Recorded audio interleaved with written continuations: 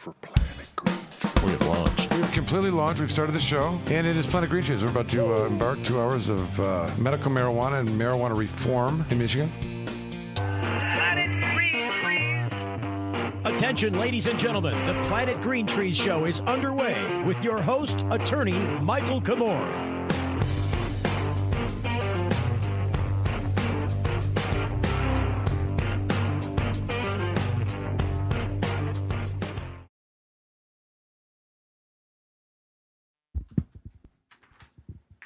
Alrighty.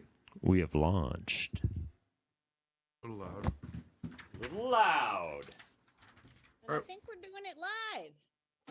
We're doing it live. Oh, that's really All right, welcome to Planet Green Trees.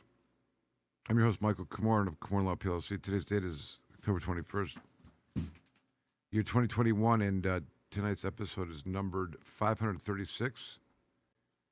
We're calling it Run Silent, Run Deep. Run solid. Got a lot of good stuff on the agenda tonight to talk about. A lot of good guests calling in. Let's tease the topics here a little bit. We're hopefully going to talk about a couple of things. One, we're going to talk about the caregivers in Michigan and the proposed legislation that's apparently going to get a vote in the committee next week, I've heard. Talk about that. Prospect of federal marijuana legalization doesn't have everyone in the Michigan industry jumping for joy, and why the Michigan Cannabis Manufacturers Association is at odds with the medical marijuana patients. And help us talk about all that tonight, where you have the usual, what called the usual suspects. We've got the Bunker Boys are back, and Tommy and Justin and Dangerous Dan. Batting second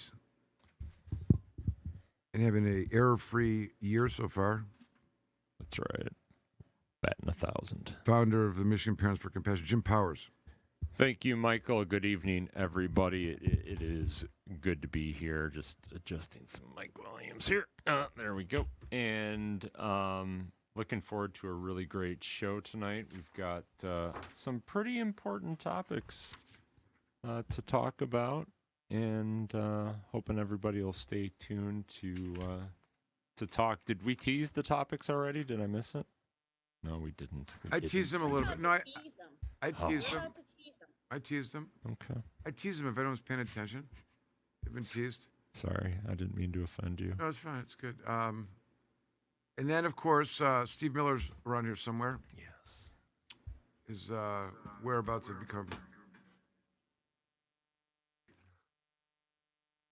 unknown. Michael! What the hell? I have to fix this real quick. Oh. It's my fault. No problem. I know. I feel like I'm in the Twilight Zone.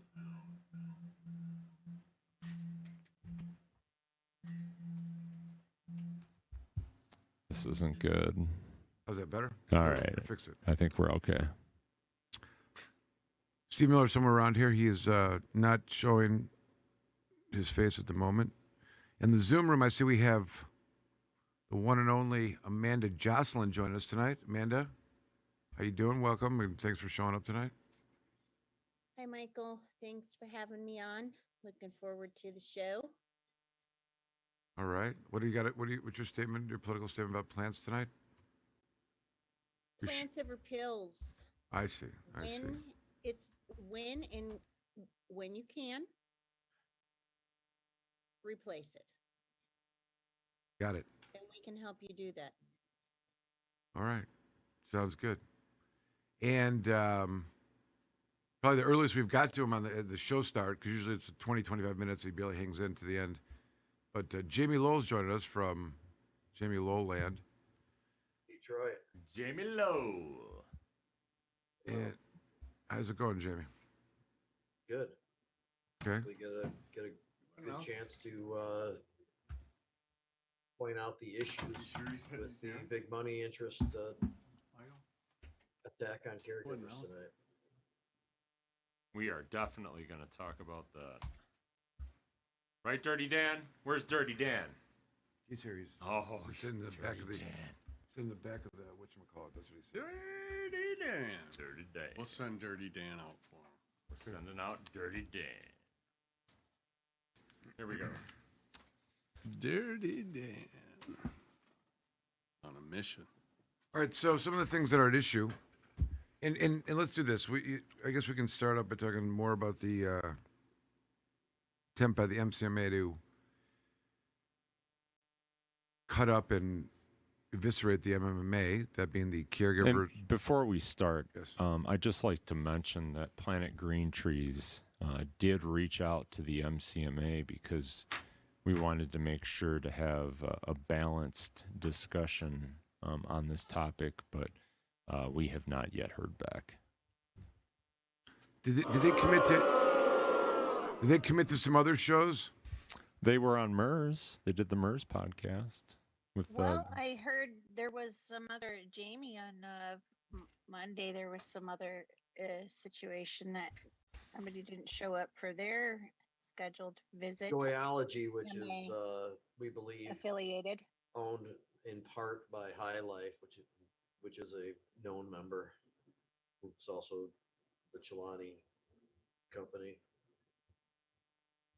So all kinds of shady stuff going down. What are you saying? They were committed to show up onto the Monday show and then they chose not to? Who did? Seems like they never fully committed, from what I can actually tell. Okay. Well, they were provided the link and all that kind of jazz, and they had said, "Yeah, sure, that sounds cool," and then they decided Then that they realized what they it just was a said. Zoom. Yeah, it was a Zoom. They weren't just gonna have their questions listed for them to Right. prep in advance. I Then mean, they decided that wasn't a good idea, such as another company we may or may not want to mention right now that provided some type of written or like video response to some of the claims. Jamie, I think you can probably speak to more of that. There were some video excerpts from Oh, one of the- that was Jamie Cooper was on because Yeah. she's undergone some scrutiny for her connection to Sensi, which has some MCMA advertisers. Yeah, so that's been the action this week. They've kind of bowed out or dodged the bullet. There on. was a woman who came on there who was a former employee of a Common Citizen cultivation operation. Yeah, I And saw of course, her. we have no way of confirming everything that she said. She came out and she's, just talking about it seems genuine, but there is no way of confirming. But what did come across was kind of the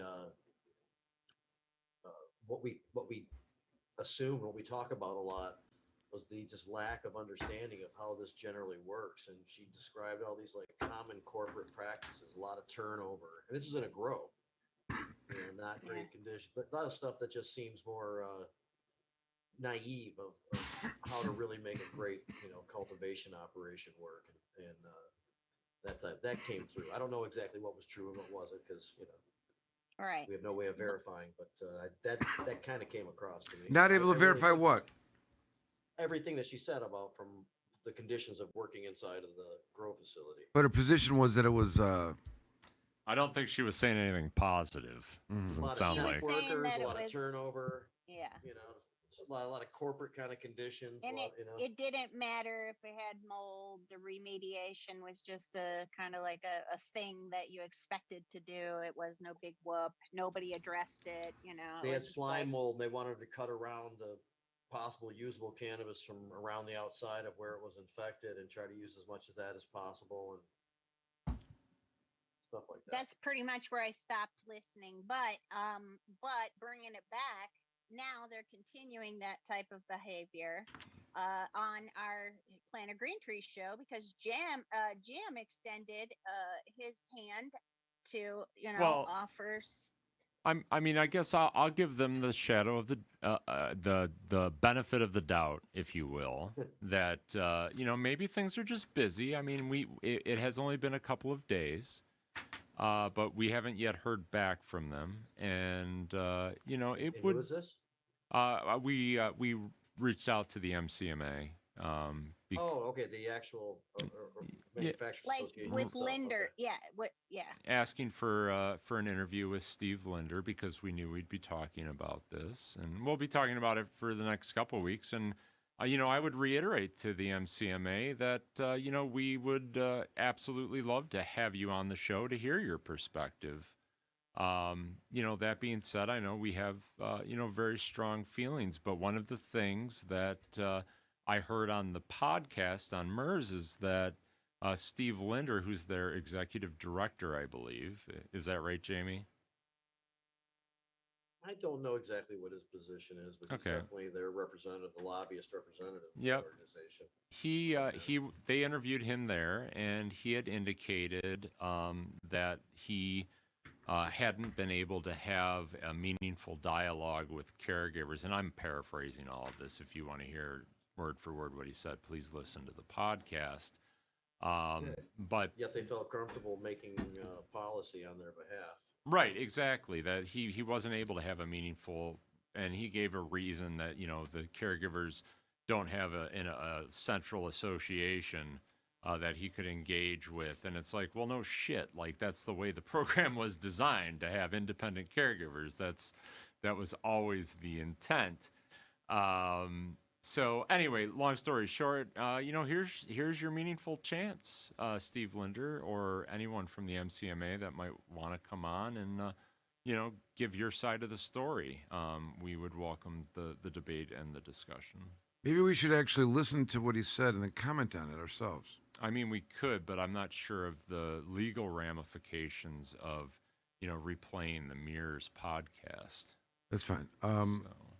Well, I- there's also the public testimony that they gave a couple True. weeks ago. That's true, we The can- committee can We- really make fun of some of that stuff. I mean, we can. Let me. And it would be funny if it wasn't so Sure. Well, I compelling think to some fucking people for some reason. that could be fun. So what we'll do, I guess, is we'll take a Hold quick- on. Or no, we'll let Michael rant. And No, while no, I'm no, doing that, you're doing that. I'll cue it up. I want to know what we're gonna. I want to know what I'm gonna pull up the testimony Okay, all from right. the other day, and we can allow you. We're gonna get and riled up. The team to comment on it. I want to comment on your paraphrasing of Steve Linder's response that that there's no centralized caregivers and he's unable to find one to talk to. Yeah.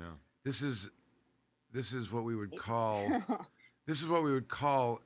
in a new concept that I've been promoting, which is that there's an objective reality that we live in. Okay, there's not a subjective reality. Just because you think something is something you want to believe that's fine, but it is not an objective reality. Okay, and there's some truths that exist in an objective reality, which are if you've been established to have said something one day and in another day is something totally contradictory, you lose your credibility. You've been impeached, okay? That's right.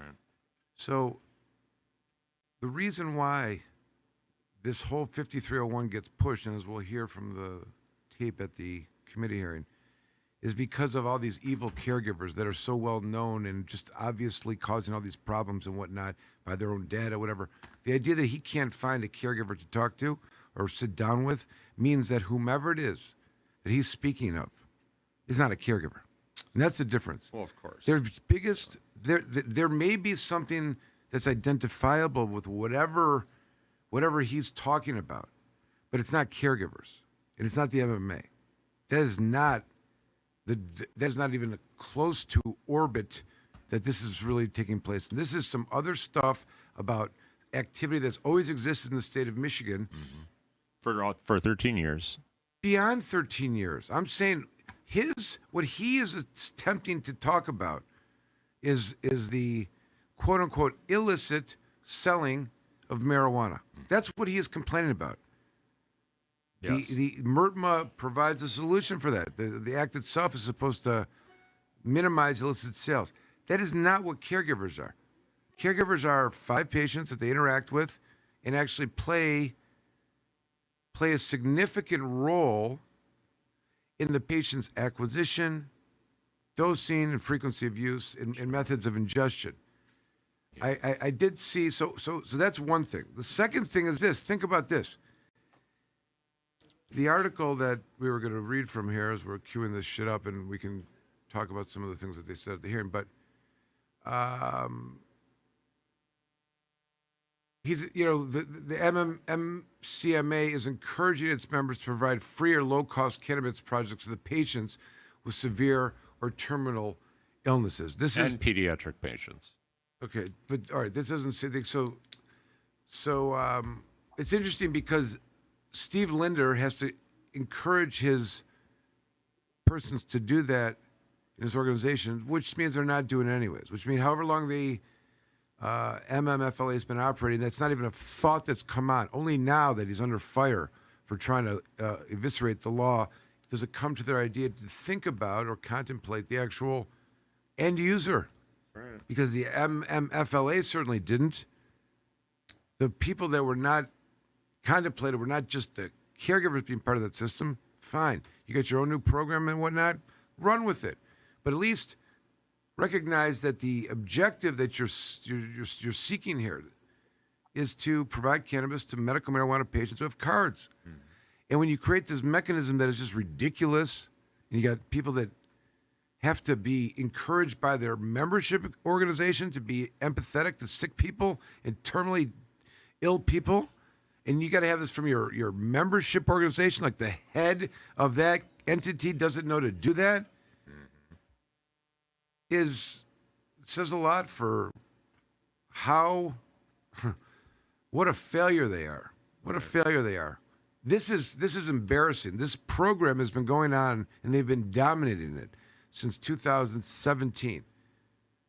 And in October of 2021, the light bulb goes off that they should be Really giving want all free- these. The light bulb goes off suggesting that they got to now be empathetic to patients. What have they been doing since then?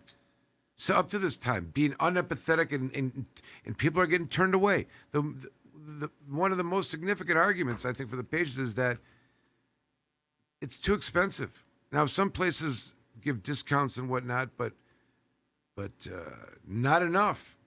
Also, the light bulb that went off, I think, at the end of the show last time, Jamie, which was, I kept harping on this. I'll try it again, see if it makes any sense this time. You know, since the MMFLA was enacted, at that time, there was 300,000 patients, about 50,000 caregivers. The numbers are down to 240 now. So 240, and it makes up about 20% of the entire market of cannabis sales, medical marijuana. And the trajectory where this is going is that it's going to be blended together into the recreational market.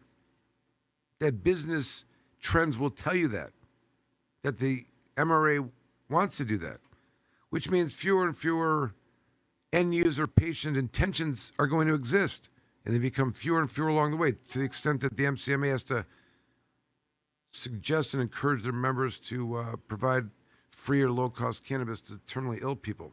All right, we got them queued up. So, do we want to take a break first, or do we want to just jump right into it? I don't know. How's everybody feeling? I think we need to take a break. I'm feeling pissed off after that, Michael. You really hit home with that one. There's more. Jim coming up. I was on a flow too. I was going to try to make my point. Let me see. So the point. Here's the one thing. So if Jim might love the MCMA. At 300,000 patients getting dropped to 240,000 patients, that the market that they're thriving on is 80 to 20, and it's going to be 100 to 0. There's no conscious, intention here of treating patients. In fact, you'd think that them being in control, them having the MMFLA, them running the tables in the market of how it's going, it's shrinking the patient output from these stores, and it'll be zero at some point. Now, that could be interpreted as ruining the patient's opportunities. And if we go to 100% recreational, not that any of them are doing this anyways, there's going to be no specific cannabis, methods of ingestion made for those specific patients relative to their specific diseases. That's not necessarily true. I mean, a lot of places are going to want to accommodate those types of people, even if there is no particular medical program. We hope, but sometimes it seems as if it might be cost prohibitive to do it on a smaller scale. I know that these places are probably cranking in some cash, not that most of it doesn't go to the government, but Dollar bill. yeah. But I mean, some of this might be cost prohibitive because you're thinking about a cancer patient, let's say.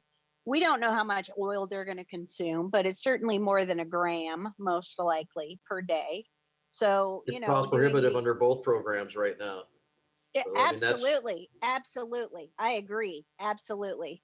But I'm just saying, like, you know, to the point that was mentioned earlier, that you'd made mention to some folks that may take that on as a business expense. I agree with you. There may be some people out there, but it's just very cost prohibitive for, well, as you mentioned, not only now under adult use and medicinal use, and it's going to be cost prohibitive for the facilities to be able to continuously provide these services for patients that don't have the right access. That that was my point. Well, you know, here's. I'm not saying there aren't some like I mean, Jimmy, you're not disputing that the direction of the marketplace will be absorbed into the recreational at some point, right? There'll be no more. there'll be one license and it won't be called medical. But Right. that's true. It'll be recreational adult use, and then it'll allow maybe for some other kind of things, right? But I mean, it's all Or going to be maybe done. it could just be called marijuana. Wouldn't that be nice? Well, it doesn't matter if it's well. The issue is that if you don't have medical under 21 can't obtain and Well, they're gonna. I'm sure they'll when okay, when they well, merge it, well they'll then accommodate okay, that but part. but that's a problem, right? I mean, one of the reasons you need the medical is that for people under the age of 21 and Yeah. all right. So, but the point I'm trying to make here is this: that you know, the marketplace of being 80 to 20 is a reality. I mean, I give this other stat that I think I happen. So there's a, you know, like if let me say it this way. So at one point, facilities were selling just medical marijuana, Right. and that was the Yeah. and there was a certain number of dollars that they were bringing in Yep. because of that, and there was only that dollar amount. And it was significant. It was significant. It was only that dollar amount compared to zero in the recreational column. And then the next year went by, you know, and then the next year, and then recreational comes to play. So then, so I'm saying, so just And now they're doing over $1 billion a year. who the rec? Yeah. Well, I'm saying so. The whole market So is just over $1 think of like billion a one year. store. Let's use a number. Let's say one store makes $1 million in medical after year one, which is probably, you know, whatever, 18, 19. Yep. They get a recreational license. So that it would go like this. It would be like $1 million without without rec, and then the first year of rec it'd go to like 600. So they're saying only 600,000 in sales, like that kind of ratio. Listen to what I'm saying. And in the rec column, Oh, it's- medical went to 600. Yes. Okay, yes. All right. year, and then it drops in the third year to 250 or something like that. Yep. Okay, those kind of numbers. So like the amount of total dollars spent there, which was 100% of it was say it's Medical at one time, medical, yeah. which is still significant, making the whole thing the 800 whatever it is, Yep. is now like 250 in 2 years because of the rec. Now, what is the explanation for that? I mean, there's a lot of reasons externally, but assuming all things are the same, you know, all things consistent, so to speak, there's an effect there. Now, maybe some people aren't renewing their cards, or maybe the pricing that's taking place are caused. But here's the other point I want to make. When at that 250, and I know this for a fact, if a retail facility made $250,000 in medical, where in 2020, Yep. where do you think that's where do you think that falls? Do you think that that's like off the charts, high, low, middle, or what? I'm talking gross revenue of medical sales. Let's ask the crowd here. What do you think, Jim? How much was it? A facility that now has a rec and medical license. It's Okay, their earnings in medical, the medical column, were $250,000. That's just revenue. Revenue. Well, I would say it's yes, sales. Okay. Then it's very low. You think it's very low, Jamie? What do you think? Actually, 2020, there's a lot of factors that you can think, but it's similar to. There are. I mean, Detroit's all medical, for example. So Oh, you said if a place is both. I guess it depends on a couple of factors, but the rec stuff is dominant. Right. And by far. Well, I mean, I'm not asking you to reveal the numbers, but there's a similar columns, I'm sure, for a botanical company, which they, were selling only medical, and then they began, rec, and it, changed. I don't know. I don't stay up on the actual numbers, but I do know that medical's very close to not being much of a factor. Okay, that's my point. So here's what I know: the facility that made that grossed $250,000 in sales in medical to renew, they were in the tier 2 in the state. The state's renewal license they categorize. So 250 is the middle. That means there's stuff below, which may be 0. Yeah. Okay, which they renew their license. They're in the tier 3. They get the biggest discounted license. My only point is, this is across the state. That phenomenon of the renewal license is the intention. Of course it is. Okay, so does it mean there's fewer actual patients, or can they not afford to get it? And even if there's the idea that some stores are going to be discounting it, some stores are going to be maybe even encouraging it. We got if you still have a card, whatever. There may be new rules about that. But moving in this direction is not because there is a compassionate heart that is being pulled in a certain direction. This is a marketplace that is driving this. This is a reality that when you go from 50-50 to 80-10, that it's going to be 100-0 at some point, whether we like it or not. Sure. Now, it is a the idea that the recreational absorbs the medical patients into something else is unempathetic. It is an abandonment to the concept of the patients. Why? Well, it'll probably include not having to pay the excise tax. The tax is one thing. The second thing is this. Here's my point. But we all know that will happen. Like, it only makes sense. You mean they'll adjust it for the patients, the excise tax, if they got a card? Okay, maybe. So one of the things is also the A lot of testing places already criteria. do. After your thought. Well, I was just going to say, the thing that I was trying to get at is that it's not so much. The point I'm trying to make is there are things that are moving this in a certain direction. There's a wind that's blowing. There's a temperature that's causing this this thing that's going on, and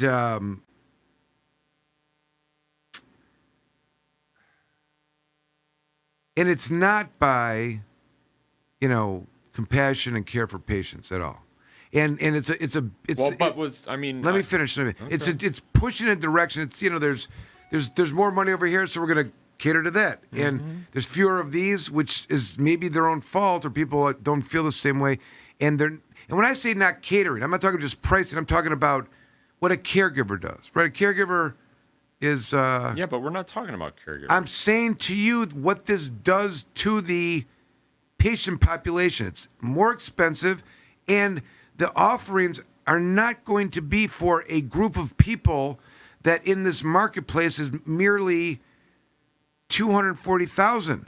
That is not, the business of it does not make sense for an operator unless you are letting your heart and your empathy and desire, or you got a connection to, so for some reason you want to. But this, the business of cannabis, the economy of cannabis, the way that it's going, is not about, and has never been about, the end user patient's care or concern.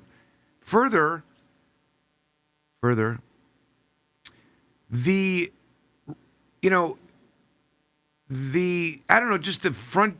to come into a Walmart and pick out your medical cannabis is just not appealing. I think I just have a problem. It misses all the points of what is what a patient should have an opportunity to do. And now it draws a need for like Amanda's entity where you're teaching and educating and but think about the patients who we way back when this was an option. They like I used to joke that after someone I used to do free consultations for patients after they get certified regarding the law. Why would they need that? But they needed it. So we have a, hey, do you ever think it'd be legal for you to we joke a little bit, and then after that they'd say, okay, where do I go? What do I do? How do I get what's a caregiver? Caregiver. Where do I get my? So the point is though that those connections were made. They're developed. There's people putting people together, and the caregiver took on this role of educating, and maybe some taught them to grow, whatever, and educated, whatever. But this is completely missed. The idea that a sick person's gonna walk into one of these stores and feel comfortable. I mean, maybe it's all about that, but it's not the setting of that one-on-one connection. Remember, the physicians that recommend cannabis do not and should not get involved with dosing frequency use. That's for the patient to decide themselves, unless they have a caregiver, right? And a lot of them don't have any idea where to go, how to start, or whatever. And I don't know that the employee that is going to make up. Not that there's anything wrong with them. A lot of them are passionate, loving of cannabis. Some of them used to be caregivers, et cetera. Yeah. But the corporate business model that drives this is not about.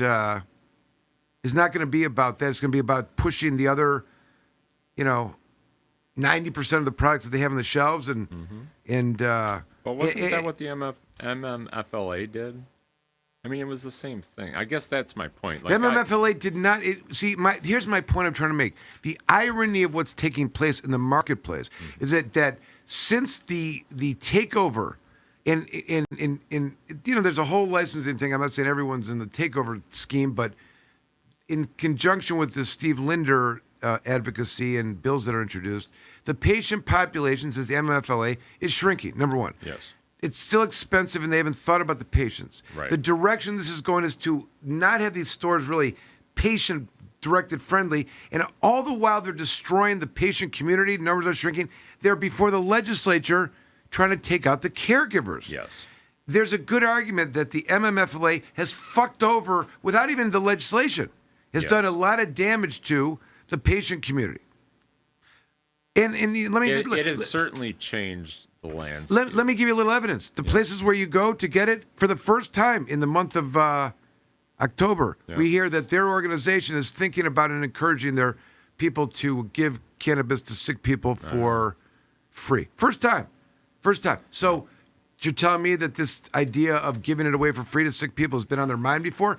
It's never a been. reaction. I mean, we all know this. I know, but the phenomena of it means that it's always been like this, and only because there's some pressure on them do they think to do this. Right. It's a business faking a medical program driven for profit off of patients. Yes. Okay, so we have all that. Jamie, All the Is it easier to get product into the rec system, like through the metric?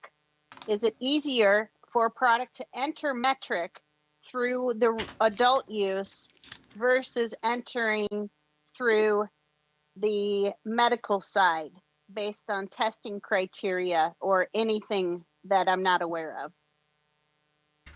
I from what I understand, I don't really handle that stuff directly, but from what I understand, the testing criteria is not as restrictive as the medical, but it's it's still the testing for substantial. the testing for the medical's a higher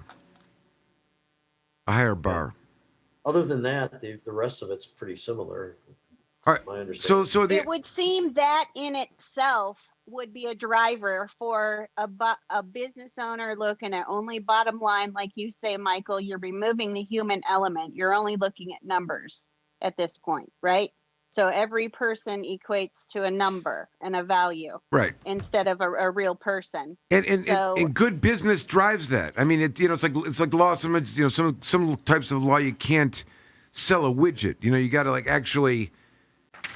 You got to do a lot of different stuff that you maybe didn't do the last time you had a case. I mean, there's variables. Right. It's not always the same, and you can't. It's just each person's got it. So it's like the endocannabinoid system, right? Everyone's is a little bit different, and in one peg doesn't fit in every hole. It doesn't work that way. And my point I'm making is this: the phenomena of the market and the phenomena of the lobbying and the direction of it is just bizarre. If you step back and look at it, like the patient group has gotten smaller. And there's no contemplation about encouraging them to come in here. Ultimately, they're gonna, it's not really gonna be focused on. There may be products for them, And at the same time, they're trying to get rid of the caregivers, which means like this. It's like, here you go. This is what's going to happen. I mean, the statement coming out of this is that, here, we're running the show here. We're taking out the caregivers, and you're going to have to buy our weed at our prices. And if you don't like it, that's all you got. That's tough shit. It's tough shit. And it's insulting. And the other point is this, that the whole caregiver, and this is what I'm talking about. I'm not talking about whatever the people Steve Linder may be talking about are not the caregivers that I know, but the caregivers that took on the duty, responsibility, put their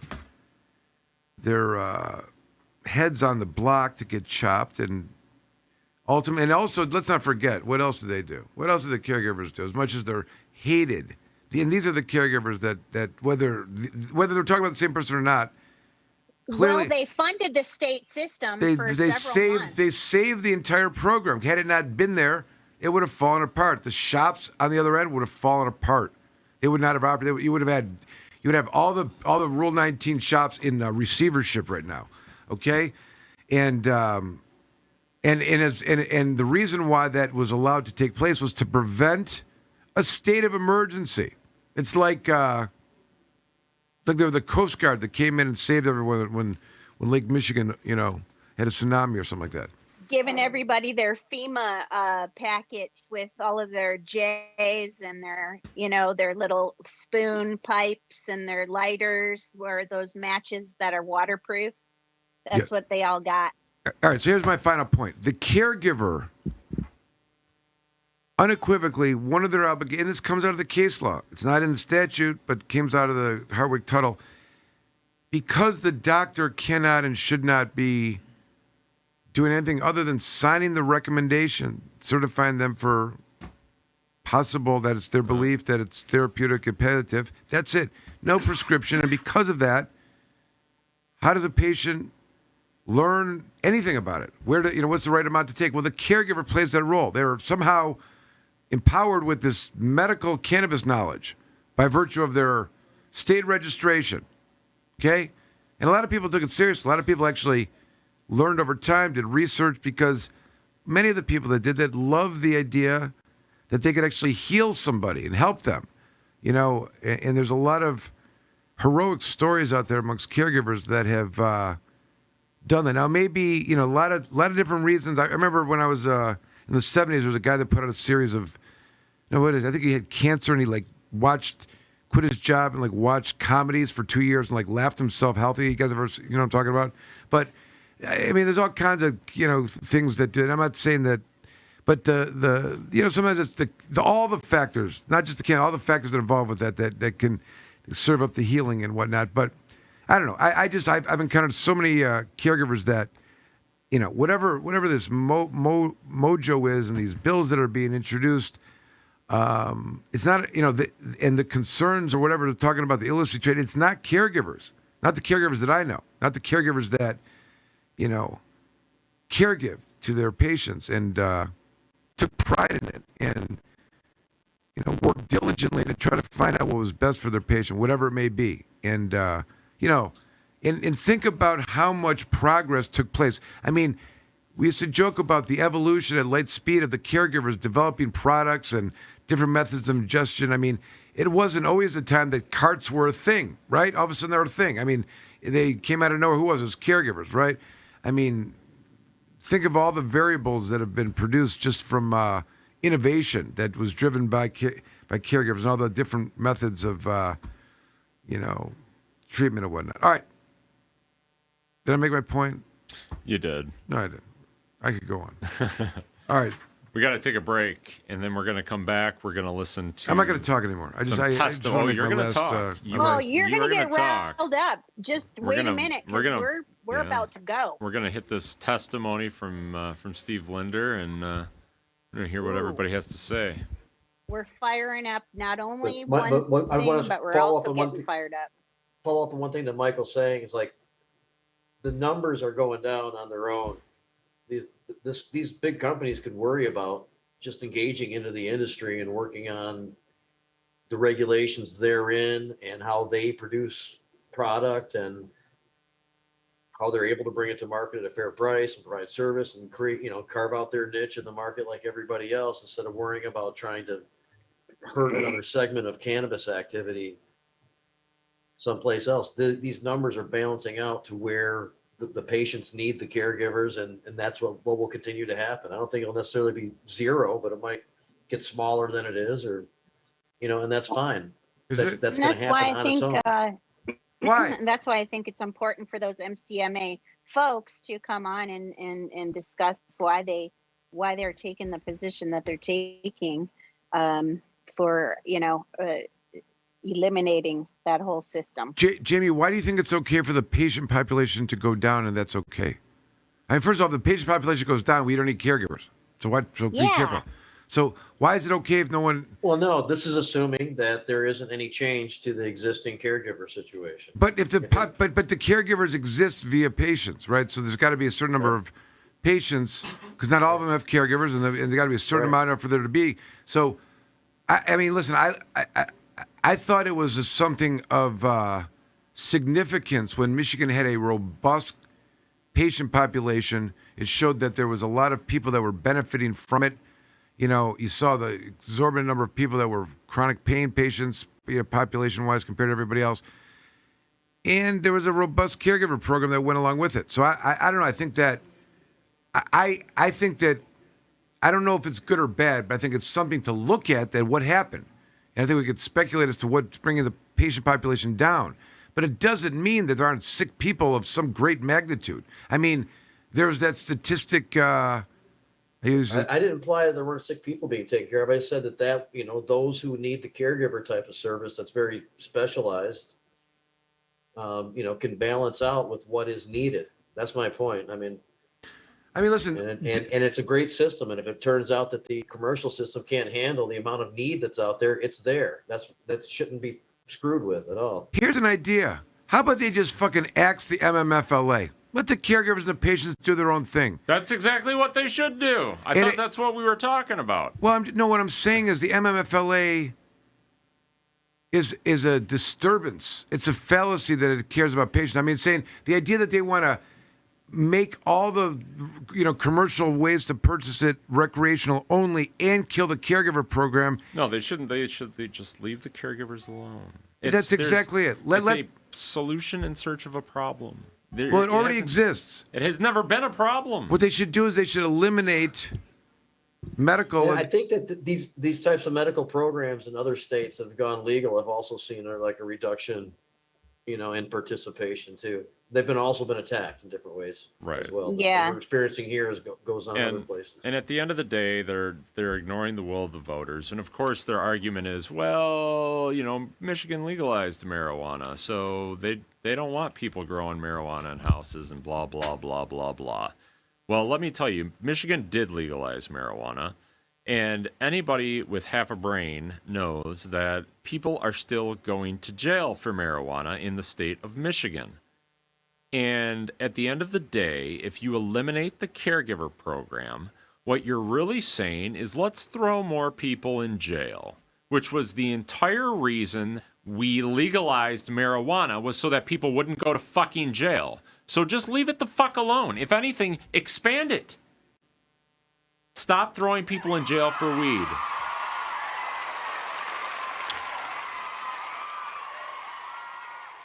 Are we taking a break? Let's take a break. Yeah, let's do it. You're listening to Planet Green Trees.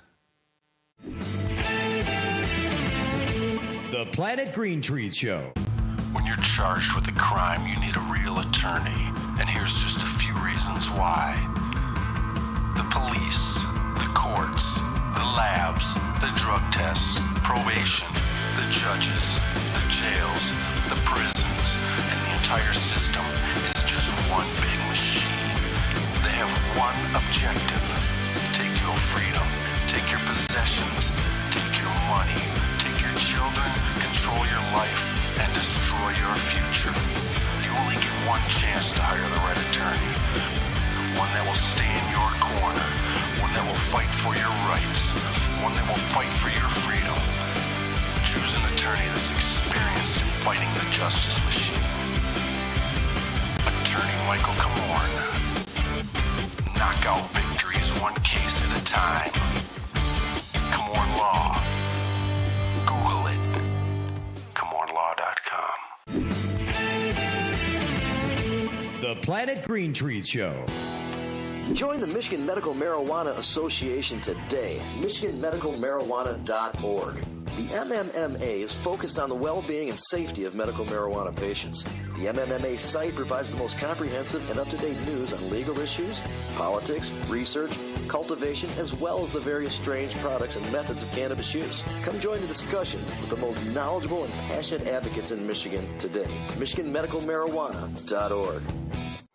Dark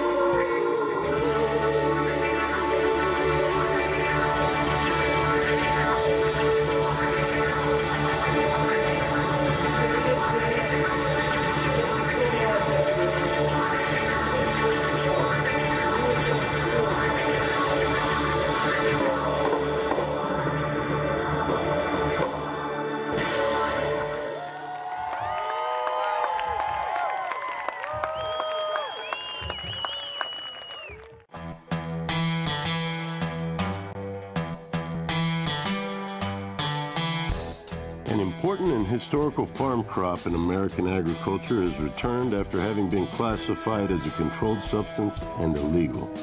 On December 20th, 2018, the President signed the Farm Bill, also known as the Agriculture Improvement Act of 2018, into law. The signing of the act was great news for the hemp industry, which amended the definition of marijuana in the Federal Controlled Substances Act. Hemp is now defined as the plant, Cannabis sativa L, and any part of the plant, growing or not, with less than 0.3% THC concentration on a dry basis. The plant itself is no longer a controlled substance. Hemp is one of the most versatile plants on earth. From clothing, fiber, paper, building materials, hempcrete, biofuels, CBD, and medical uses, it has been a part of America's industry for over 200 years. Even the United States Constitution was drafted on hemp paper. The time is now. If you're thinking of getting in the farming or processing of hemp, contact our global experts, legal, and consultation teams to make sure that you're on the right road when you venture into the new hemp industrial revolution. Michigan Hemp Industries has been a leader and advocate for the return of the hemp industry, so come be a part of the new revolution in agriculture in Michigan.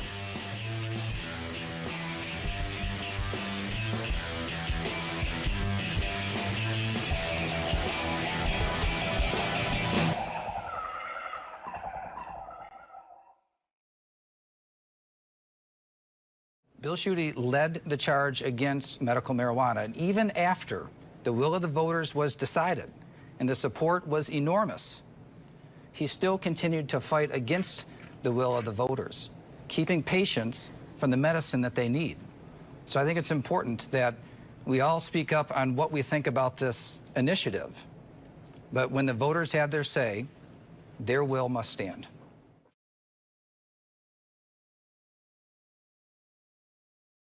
I am Earl from G3 Cannabis Therapy Network, and you are watching Planet Green Trees, the original and #1 podcast in Michigan for all things cannabis and legal news. Here's Michael Komorn with more Planet Green Trees.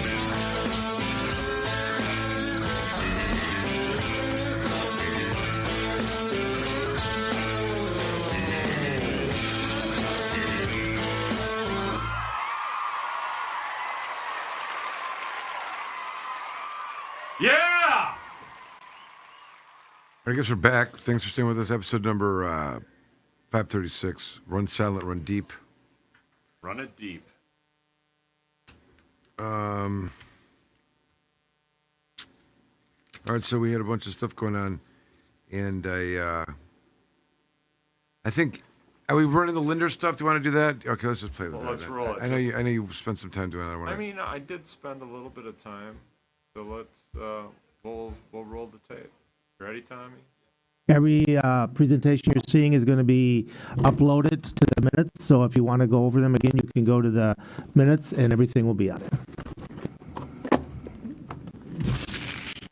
Thank you, Mr. Chairman, committee members. Can you hear me?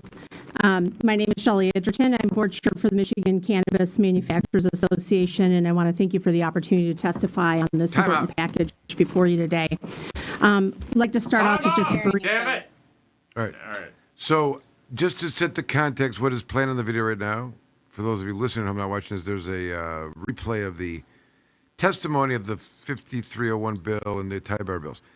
The person speaking right now is Shelley Egerton, who's the attorney for the Michigan Cannabis Manufacturers Association. No, I'm pretty sure she holds executive director. She's executive director. Or president or something. Right. She has a leadership role. She is a lawyer at a law firm. It's either Dykema, I don't know, it doesn't matter. But she used to be the head of the marijuana regulatory, or what was before it was. She used to be the Michigan State weed queen. She was, and during her tenure and she was responsible for, and she was involved in the Lara, when Lara was giving out patient cards or caregiver cards. She was at the helm at the time the caregivers during the Rule 19 era were allowed to sell caregiver products to dispensaries or provisioning centers. And never once did she bring up or talk about or create issues regarding testing, no testing mandates, or fear of the children being harmed. And I say that because This is some very, very.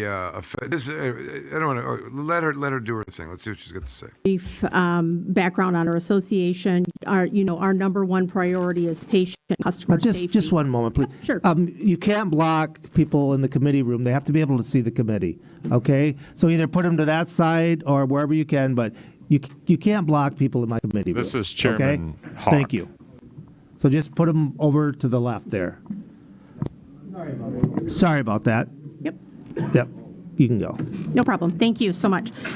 MCMA is one of the largest cannabis associations and represents many vertically integrated companies holding Class C licenses for both medical and adult use. Combined, they've invested nearly $1 billion in Michigan's cannabis industry, hired 1,000 employees in good-paying positions, and continue to help communities in revitalization efforts in the areas in which they serve. And importantly, they've laid a groundwork for a vibrant, regulated cannabis marketplace based on licensing, high standards, and product safety. MCMA proudly supports the Michigan Cannabis Safety Act. For the first time, this legislation addresses unregulated, the unlicensed cannabis market. And let me be clear, the current caregiver system is not a license, nor is it regulated. The system provides for registration cards for patients and caregivers. This legislation will help ensure that all cannabis products sold in Michigan are tested, labeled to promote consumer safety. That means testing for dangerous chemicals and other materials. It also means clear labeling for products so the patients and consumers know exactly what's in their cannabis, and it's critical for all Michiganders. This is important for those cancer patients and those with authorized debilitating conditions under the MCMA Act who rely on cannabis for medicine, and it will help reduce untested and potentially dangerous cannabis that's making its way into our kids. Towards and marketed towards our children. Too many kids have been poisoned by unlicensed, untested, non-labeled products. Stop it. This legislation will create Too many children have been, what did you say, harmed by untested and dangerous cannabis getting into the marketplace? What the fuck is that? Let's replay it. Jamie, was I hallucinating there? What was that just said? That was the plan. What about the kids? It's definitely a big part The of it. children. What about the children? Okay, keep going. We're gonna keep going. framework for cannabis providers to follow the same regulations like testing, tracking, licensing, and safety. We need to bring this unregulated, unlicensed market into the regulated system to improve accountability and transparency. The MCMA welcomes the new cannabis entrepreneurs and businesses in this industry. We are striving as Michigan to become a national leader in the cannabis industry. I think probably many of you have heard Director Brisboe say to such. And this legislation will create an affordable pathway for unlicensed growers who want to serve more than one patient in a licensed marketplace. As Representative Lilly and others indicated, the bills, it's going to allow them to caregivers to continue to serve one patient or 5 patients by becoming a commercial operation. But it's also a quick and easy pathway to become into the licensed marketplace. It's a simple $500 fee. It's an application to the MRA, and MRA shall issue the license within 15 days. It'll allow the SMGs, the specialty medical growers, to legally sell their overages to the medical license grower. And it will allow them to be compensated for sale rather than just the recoupment of an expense, which is now the current law. There is no sales or use tax on those medical patients. And it allows the SMG, which is a plus, to authorize somebody else to help them assist with their plant growth, which is prohibited right now. This bill will also do a couple of things, allow caregivers to work at growers and processors, something that's prohibited now, so they can access marketplace. It fixes some issues with parents with minor children, making them responsible to be a caregiver, but now they can assign that just a caregiver. But it will continue to protect our patients and customers with testing, tracking, and labeling. I mean, here again, Michigan has an opportunity to become a national leader in cannabis safety, innovation, and entrepreneurship. I urge this committee and the legislature to pass these reforms to help ensure all Michiganders have access to safe, regulated cannabis products. Thank you, and I appreciate the opportunity. Okay. I forgot that in addition to the evisceration of caregivers down to only having one patient, there's this carrot on the end of the stick that's like, oh, come out here. And all these cities are going to opt in and let you caregive in a commercial building, and you can then sell it to the shrink. Not just a commercial building zoned industrial or agricultural. And approved by the city. And when you do this and find this magical thing, you can sell it into the market. You can sell it into the market, which is shrinking and they're destroying, right? There's going to be specifically the medical cultivator in this case. And we just discussed about that this medical license, a specific MMFLA license, is going to go away in one way right. or another. Of course. It's a trick bag because now you're going to have the old trick bag. Now you're going to have no caregivers for any patients. There's going to be no caregiver industrial authorization. It's not even a thing that, I mean, the premise that is being put forth here, that the cities across the state that have had to deal with and despise in many places caregivers and are just chomping at the bit to try to preclude them, and then you get the DeRuiter case, and all of them are going to town right now, that these cities are good, and they haven't opted in yet for any commercial activity for the medical licensing or the recreational, are just all of a sudden going to let commercial medical take place in their town. I mean, this is a joke. Like, why would they do that if they're not going to do it for MMFLA or whatever? Right. First of all, the idea that there's going to be property available to do that is not, because if it was, and these cities were in that position, it would have been gobbled up by the recreational MMFLA license. All right, the lure to be able to start, receiving compensation instead of recoupment of costs. That's not even how they say the law. It's called compensation for costs. I mean, maybe it means the same thing, but the idea is that it's so ironic because they're selling them an empty bag. There's nothing here that means anything. The caregivers to accept this and think that there's going to be economic opportunity in this fantasy of cities saying, "Oh, sure, caregivers, go ahead," but the big money licensed people, they can't have any of this. It's not going to happen. Second thing is that that they're destroying the patient population. There's going to be nobody there, and this whole thing's going to run into the ground anyway. And third, the idea that there's a significant danger that causes a need to look here is not established. Here's a question I have. A couple ones. First is,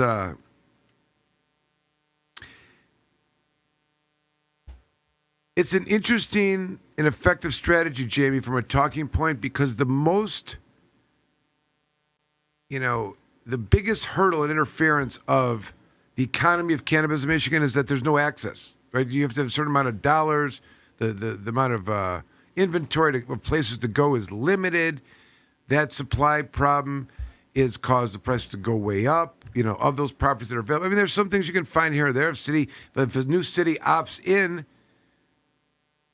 it's a new opportunity. A lot of times when that happens, people have already bought up the property around there. Anyways, but certainly, one of the inherent problems with the way the, MRTMA and tax and regulate is being implemented is because there are very few cities, towns, less than 10% probably, that have opted in for recreational activity. And when that happens, and you have the business advantage of these larger companies coming in under medical, and they've been open for a year or two, and then they get the recreational, it's a huge 3-year business advantage that they're ahead of. They're already functioning and operational. A new place comes online, they're buying it up. They've got the resources. It's an unfair advantage to some degree, but especially when the price. Here's the thing: the accessibility to the market is extremely expensive. Extremely expensive. Capital is necessary, and it's all driven by the regulations. I'm not saying that. I'm not saying they're good. I'm not saying they're bad. Whatever. That's what we all voted for: tax and regulate. So it's part of what you all voted for. Not me. I didn't do. I voted for it too, but I'm not alone here. That this is a reality in our world. But what it means. I think is the issue. And, I would say if more cities had opted in, there's, more property available and there was more people that would be able to get in. There's a true competition for who whose is the best, whatever that means, medical or recreational, I don't think we'd have these problems. I don't think anyone, it was true, but you've got a monopoly and high regulations that are, limiting access to the market. And don't think for 1 second. And, the other thing, I've been trying to say this. Does anyone notice what was taking place here? The idea that cannabis is dangerous in and of itself is the only reason there could be a trade organization, right? Because if it's not dangerous, we don't got anything to worry about. We don't got any fucking regulations we got to be jamming down people's throats. And we got all these concerns and stuff like that. But the point is, it's so fraudulent, I have to say. And she's paid lawyer to be there, and she didn't mention her time as she didn't say one of her. No, she didn't. That she used to be an employee of the state. Well, that I used to run the caregiver program, and every day that I showed up, I was, I couldn't sleep at night because I was always afraid that the patients would be getting untested, whatever. I mean, that she didn't say that. It's not a thing, and if it did, she would. If she really believed that, she would have done something about it. If she really believed kids were, then she should be brought up for crimes. Because she's the head of the department when all that would be taking place now. Only if that was taking place when she was the head of the department could she make that argument now. Indict her. Yeah. All right. All right, so here's the question. What's the... here's the other thing. As much success as they want to talk about, the $110 million a month, $2 billion a year, how's the social equity program going? Not great. It is a failure. You asked me before who we're going to sue next. There is a lawsuit to be had here. I know that I know that the implementation of, and their duty as an agency to implement that social equity program is a failure, especially when you hold it up to $2 billion. That is some disparity of anti-equity, not social equity. This is like opposite equity, disproportionality. I mean, I can't believe that this hasn't been more of a stink. I know people are pissed off about it, but where's the? I mean, that chunk of money should be carved out and directed into the communities, allowing people access into. Why is there no access? Because you got a monopoly that's whispering in the ear and running the show here. Someone talk. Tell me if I'm wrong. No, I think you're right. Maybe we should listen to what Steve Linder has to say. What do you think about that? Yeah, let's do it. Let's hear it. All right. Mr. Chairman, members of the committee, my name is Stephen Linder. I'm the executive director of the Michigan Cannabis Manufacturers Association. Probably don't recognize me in a suit and tie. I left my Dr. Evil suit at home. As you heard from the Anderson Economic Group, there are 3 cannabis marketplaces. 2 of them are underground. We represent the largest collection of cannabis manufacturers, the part of the industry that's above ground. Oh. Our members are proud of what they built. I want you to come visit us and see us. We have addresses. We have thousands of employees, and they'd all like to thank you for putting into place a regulated system that allowed over $2.5 billion and tens of thousands of jobs to be created. Today, we're going to tell you the story of what these bills accomplish to create a more fully regulated cannabis space that protects the health and safety of Michigan citizens who use cannabis for medicinal purposes. It protects our children, our communities, and our neighborhoods, and creates a fair system for the cannabis industry. But first, I want you to know what the members of the MCMA and many other companies like them stand for and set the record straight. Let me be clear. We are more pro-patient, more committed to transparency, more committed to the safety of kids and patients than anyone in the industry. Now, you're going to hear from those who don't want to be accountable and transparent and convince themselves that no matter how well-intentioned, and we believe that all caregivers are well-intentioned, you may see folks here who benefit from caregivers. We are pro-patient and pro-safety. We feel and are trying to find relief from ailments. But patients should demand that what they put in their bodies and their kids' bodies is truly safe. We have a system in place to do so. It's called the regulated system. Everybody should have to test their products. We need to get large grows out of neighborhoods.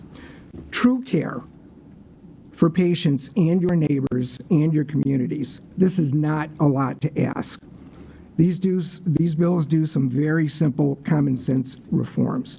It makes all those who grow and sell cannabis used for medicinal purposes to be licensed, to test their products, and for those who grow for more than one patient and a small number of plants, move out of neighborhoods and move into more appropriate locations.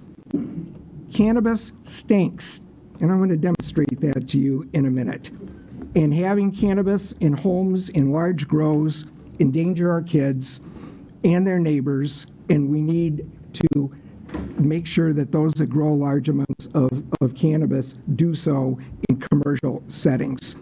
The bills allow for small caregivers to stay in their homes, one-on-one, and large-scale growers, specialty medical growers, to locate more appropriate facilities.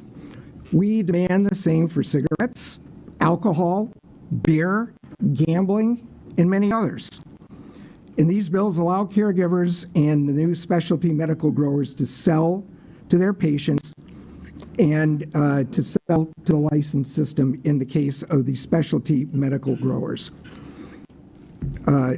This will not lose jobs. This will create jobs. This will create thousands of new entrepreneurs, and it will create lowest barrier of entry for social equity. I want to make another thing clear. There's I your want to social repeat equity, Michael. These bills do not eliminate caregivers. These bills do not eliminate caregivers. They separate those with medical cards from caregivers. On the contrary, you'll see that all of the folks who are now caregivers will be able to continue to provide for their patients. What these bills do is create a system where all medical cannabis sold is tested to be safe for human consumption by those who are sick. Shouldn't this be the least the government and industry should do?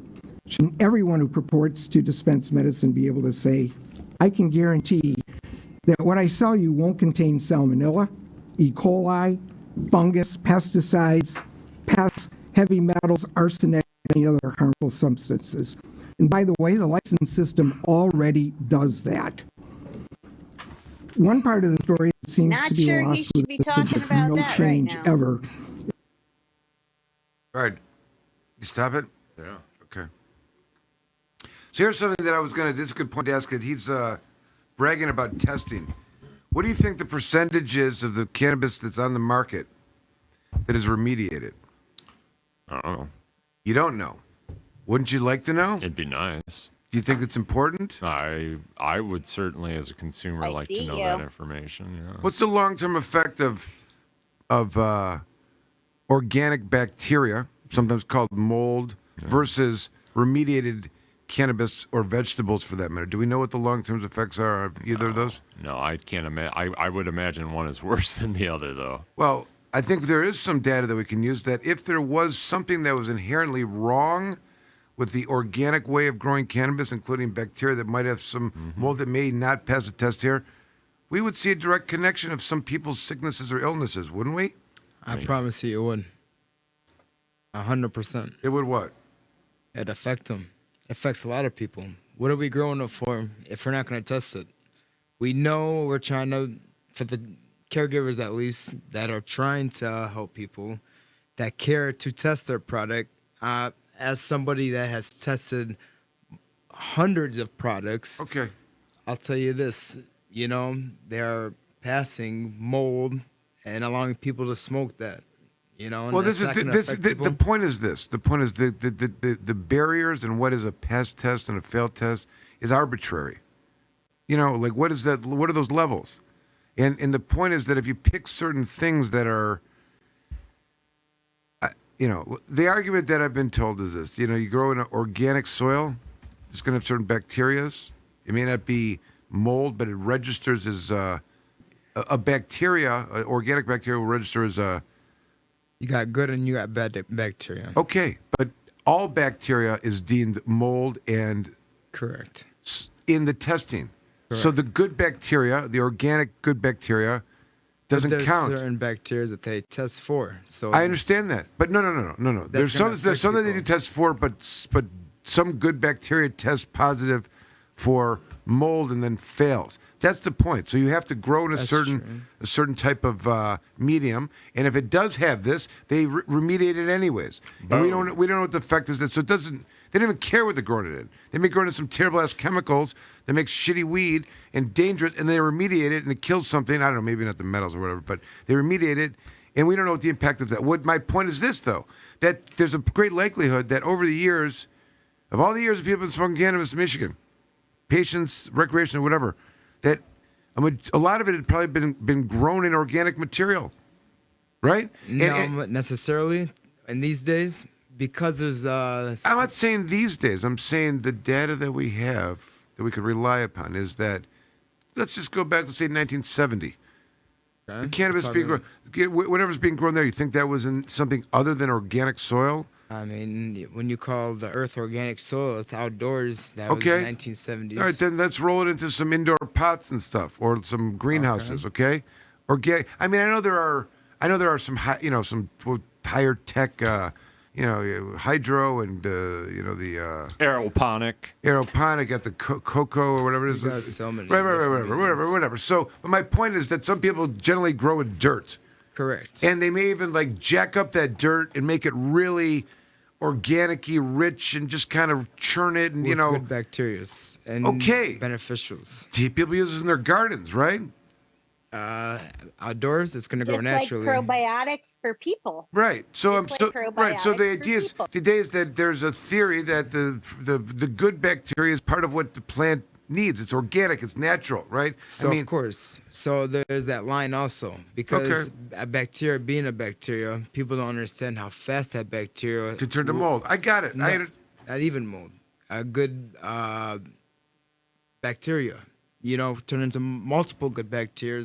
Now you put a million parts per million of a certain bacteria. Bacillus, first of all, is one of the only bacteria that actually pass 90% of these testings. All right. So, testing certainly is purposeful, and for the commercial market, it's required. But as far in the context of these bills, it ought not be mandated for the caregiver system.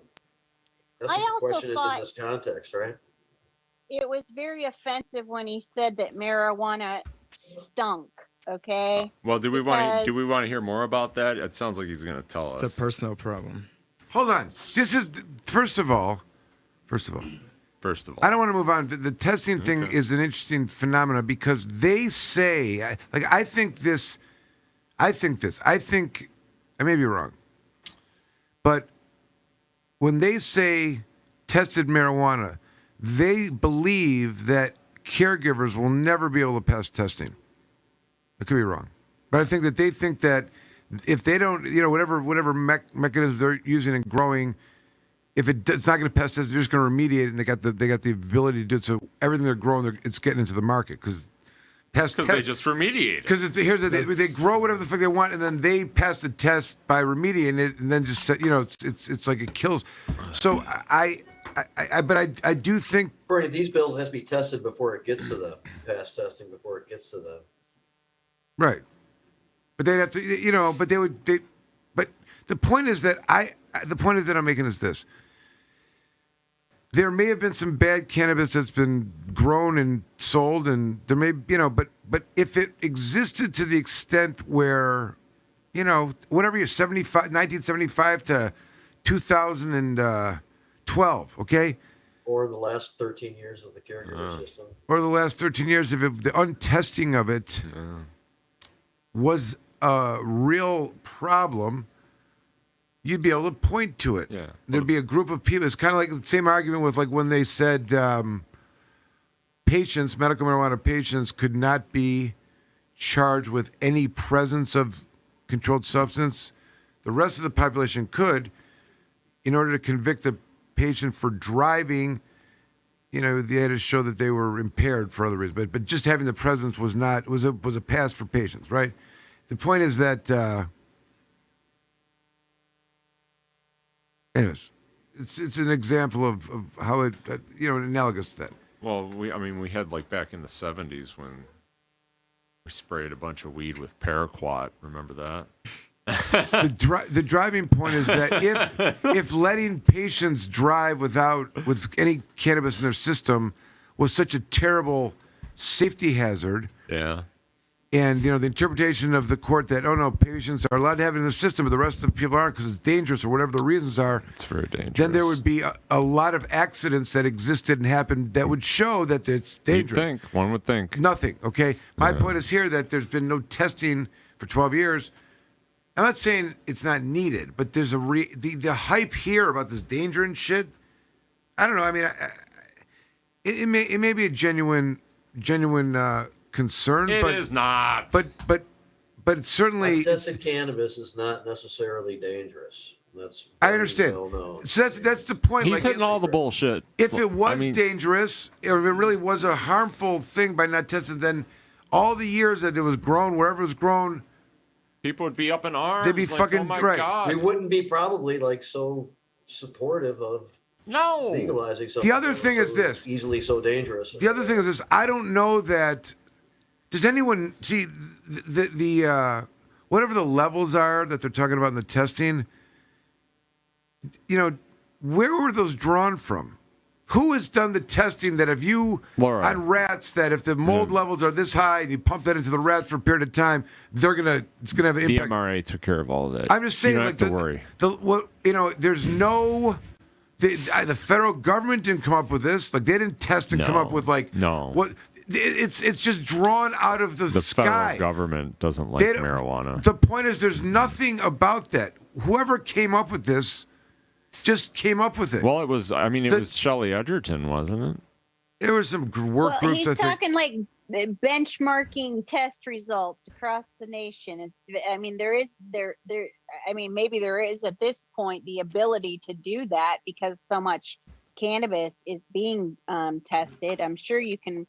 You can do something like that, but providing a benchmark, but dependent upon, and there have been Vice shows in regards to this as well about testing facilities, and you pay them a little bit extra, and they're gonna push your. Well, that's push what I your wanted. stuff That's what I through. wanted to get to here because the overblownness of the testing and the need for it for concern is overhyped. Number one. Number two is the whatever numbers and values that they're looking for to pass fail is not of an original thought or even something that was scientifically established. In fact, it's probably taken from the couple states that did it before, and mingled into some stuff. Now there are some probably dangerous chemicals that should never, that would identifiable. That shouldn't be in any kind of human consumption. That would be like on the list. paraquat. PGRs. All right, but and I'm sure there's people that are fucked up, but again, as far as I know, has there ever been a death from the use of cannabis that we know of? I mean, Well, the paraquat, the paraquat weed, but the government had a hand in that, I believe. I don't think there's a death connected. Do you mean some long-term death from smoking? From smoking the paraquat weed? Yeah, I'm pretty sure. Let's see. What here. about the one? What about the vitamin E cyanide? That's from smoking paraquat, right? Well, that's not- my point. That's Okay. That's the only example I can have because weed doesn't hurt you. That's the thing. That's okay, right? So,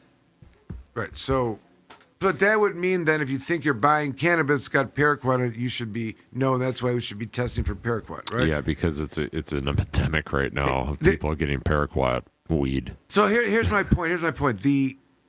If the barrier between caregiver cannabis and market cannabis is the testing, then you would think that the testing has significance, meaning, and scientifically based.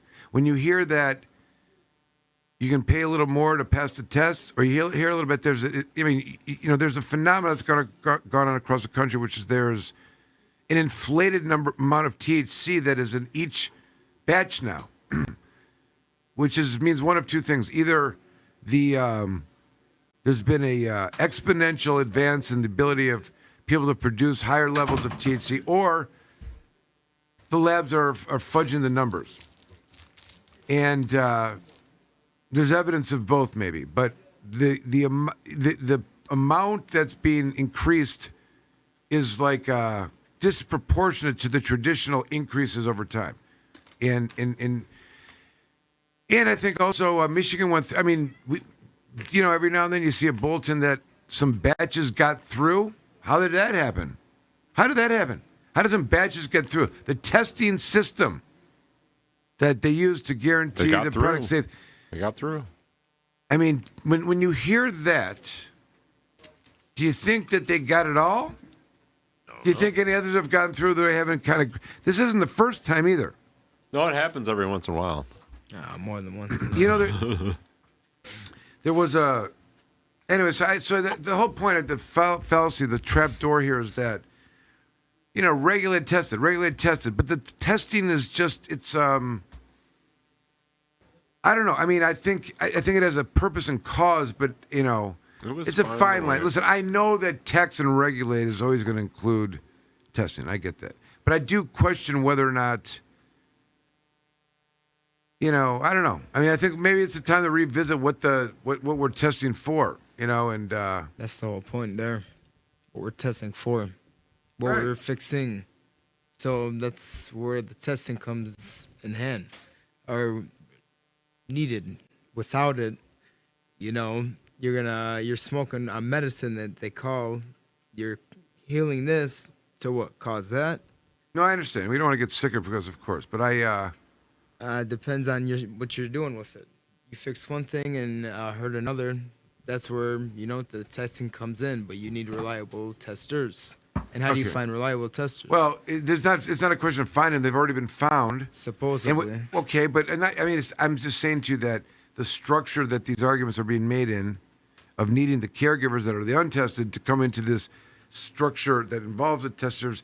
That means they've been found, and that program that they're using to figure this out and say you've got to go through the baptism to get here is just insane, because it is what it is. Like we're not going to find anybody. They've already. If you ask me, you should present your product, what you're going to be selling, promote it.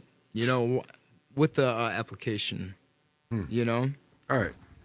The whole testing thing, going back to, yes, nobody's really died from it. And I don't really, for myself, I guess I don't care all that much, except for if they say they're going to do it and they're going to do it this way, that's what they should be doing. So, I used to also think, on a separate note, well, how in the great wide world could a batch that was 3 months old, how would a person just finally be smoking that? Because, I would smoke it right when I left, right? So most people are like that. A joint doesn't last for very long. Well, the reason is because wherever it's sitting in storage or whatever, that's the batch date. It's old as heck. Yes. So it's old. It's like at least 6 months old. Minimum. First of all, yeah, that's gross. So now it's totally a different product. There you go. There's no aged life on that, number one, and number two. We didn't even talk about like the idea. Here's the thing. The idea that the plants being grown and are passing testing, and how the plants are grown and it passing testing are two totally unrelated things. Like the actual way the plants are being grown could be the worst possible way, creating the worst shit, and the remediation cleans it, right? And the remediation cleans, then it's past testing. That's not. The old remediation. It doesn't solve the problem. I don't know what it remediates, but it seems like it's anyways. We don't know. That was the original question. We don't know what remediating cannabis does to the consumer. Nope. We don't have those studies. No, we don't. Right? But that's why we need them. Right. From my understanding, Michael, yes. it does also remove the terpenes and some of the. And Jamie, you probably know more about this with, your connection with a provisioning center. But when you have to remediate a product, which means you put it into like some type of ionizer or of sorts, doesn't that affect or reduce or eliminate the terpene profile that one would get on that plant? That's my whole point. I've heard it like weakens the cellular structure somehow, and it degrades faster. But That's I don't really right there. know much about it. It's I've just never had degrading. that discussion. So you know what? If that's the case, you find that date of when the product starts to get old, what they would call, So at that point, now you got a whole different terpene profile, and you got THC that's testing 21%, but you're smoking 18 point something percent. Why? Because of age. Right. And CBN, if I'm not mistaken, is one that increases as the THC degrades. So it's like the older the bud might have more higher THC. So it should have an expiration date? No, I'm just saying if you want to go to sleep, smoke some bud that's like, a couple years old. The old bud. Like those are some things. I mean, you would think that knowing that there's a degradation of this, unless I'd hate to think that we're talking about like preservatives. We need some preservative weed. We need also right. Let's go back to the hearing. So have a longer shelf life, like good. You know what I mean? Like built for like the army. They like some. Or if you have an up-to-date test, and then it's not like that cannabis isn't usable. You just want to know what's in it now. Well, MSG. I'm saying though that the selling a product without like the whole idea that it doesn't change in some way may not be the same as what it was if it had some. I don't know. It can get more moldy if it's wet. You got so many different variables, right? And that's why I feel like caregiverships, the small grows. Going back on that subject, you can control better.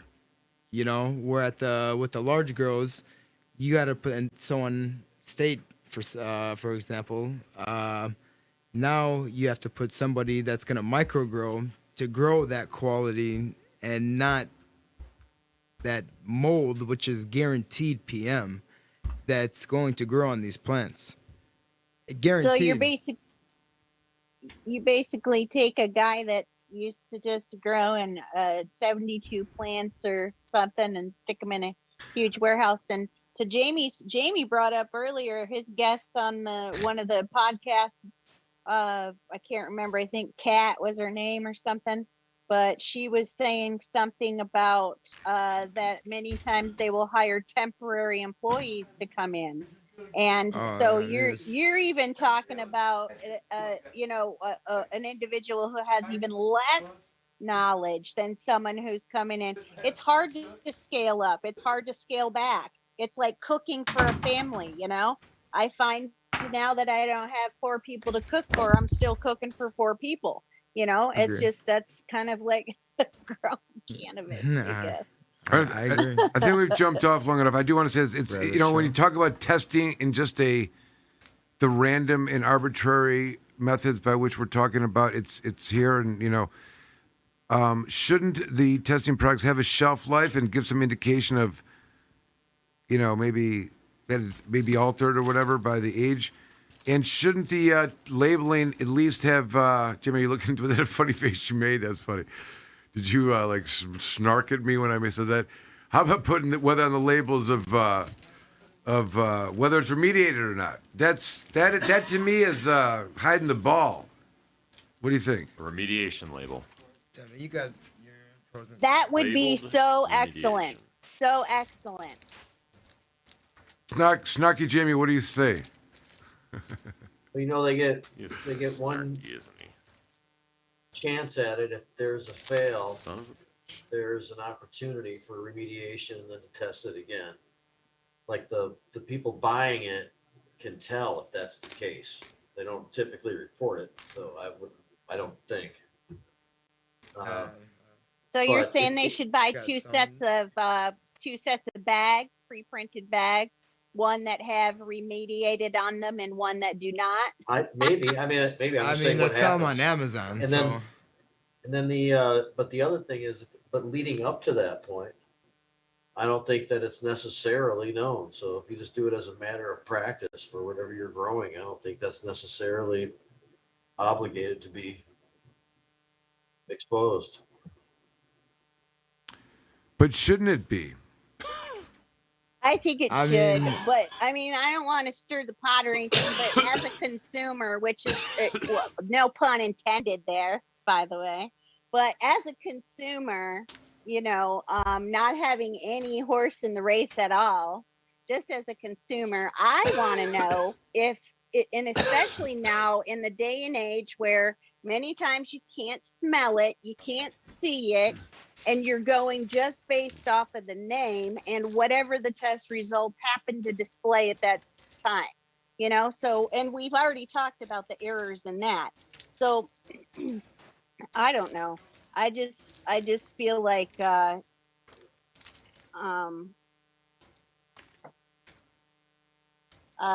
yeah, Remediation testing, yes. yeah, I feel like remediation is the way to go if you have, if not the way to go, but it's the way that they need to tell people, because I would choose a flower based on that. If I had two flowers sitting right next to each other, one has gone through remediation, one has not, I will go with the one that has not. Unremediated. Unremediated. Au naturel. Interesting choice.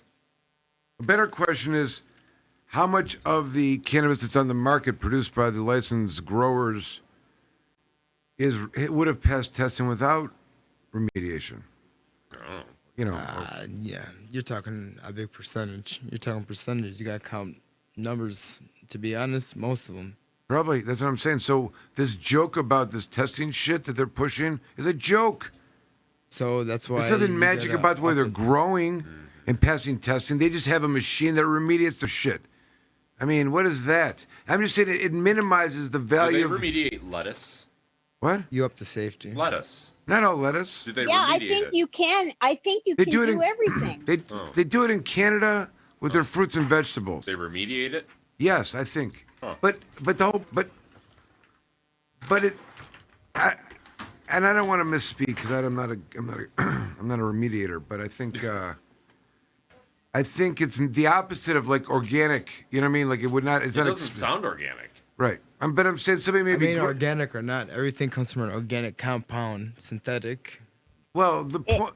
I mean, I'm you're saying jacking it's anything. it's like when I say organic, I mean, you know, it's origin. It's from its origin is what it is, I guess. You know what I mean? Something to that effect. Instead of like created from something else would be synthetic. But Right. this remediation process, I mean, we don't know if it changes the molecular structure of it. Right. There could be a twist in there of something that we don't even know about that does something weird. Not enough study. Okay, but I'm saying to you that, and you know, we know that and there's nothing identifiable with those people that smoke marijuana that it wasn't remediated. Because there's been a lot of cannabis that was smoked and used that is not remediated. No identifiable things that kind of point to any one particular problem. But this is a whole new area, and I know that. I don't know. Maybe I'm making more of it than it is. Maybe it's proven. Maybe there's, you know, maybe I don't know. Maybe there's some Canada studies that say it's not a big deal if that's what they do. I remember this came about because there was the Jamie. This is the first time I'd heard about this. It was when they passed that you know, Schedule II Canada Prairie Plant Farm thing that there was Pharmaceutical grade cannabis. which I think I remember around that time learning of that both the fruit and vegetable industry required, you know, that was their like approval for fruits and vegetables that would be remediated, and that's what they also did with the cannabis and whatnot. But If Michael, going back to that kind of thing, and even Rob Robar, one of the gents that's commonly on the show, he mentioned that a lot of the food crops are remediated. One of the, if you remember back a while when we were having that whole vape pen scare, Eagle 20 is a common product used in agriculture. I believe now it's banned in California, but They use it on a lot of different fruits and vegetables, and it's fine. I mean, I don't know if it's fine or whatever, but consumed that way, we're not growing 3 arms and 6 eyes or something.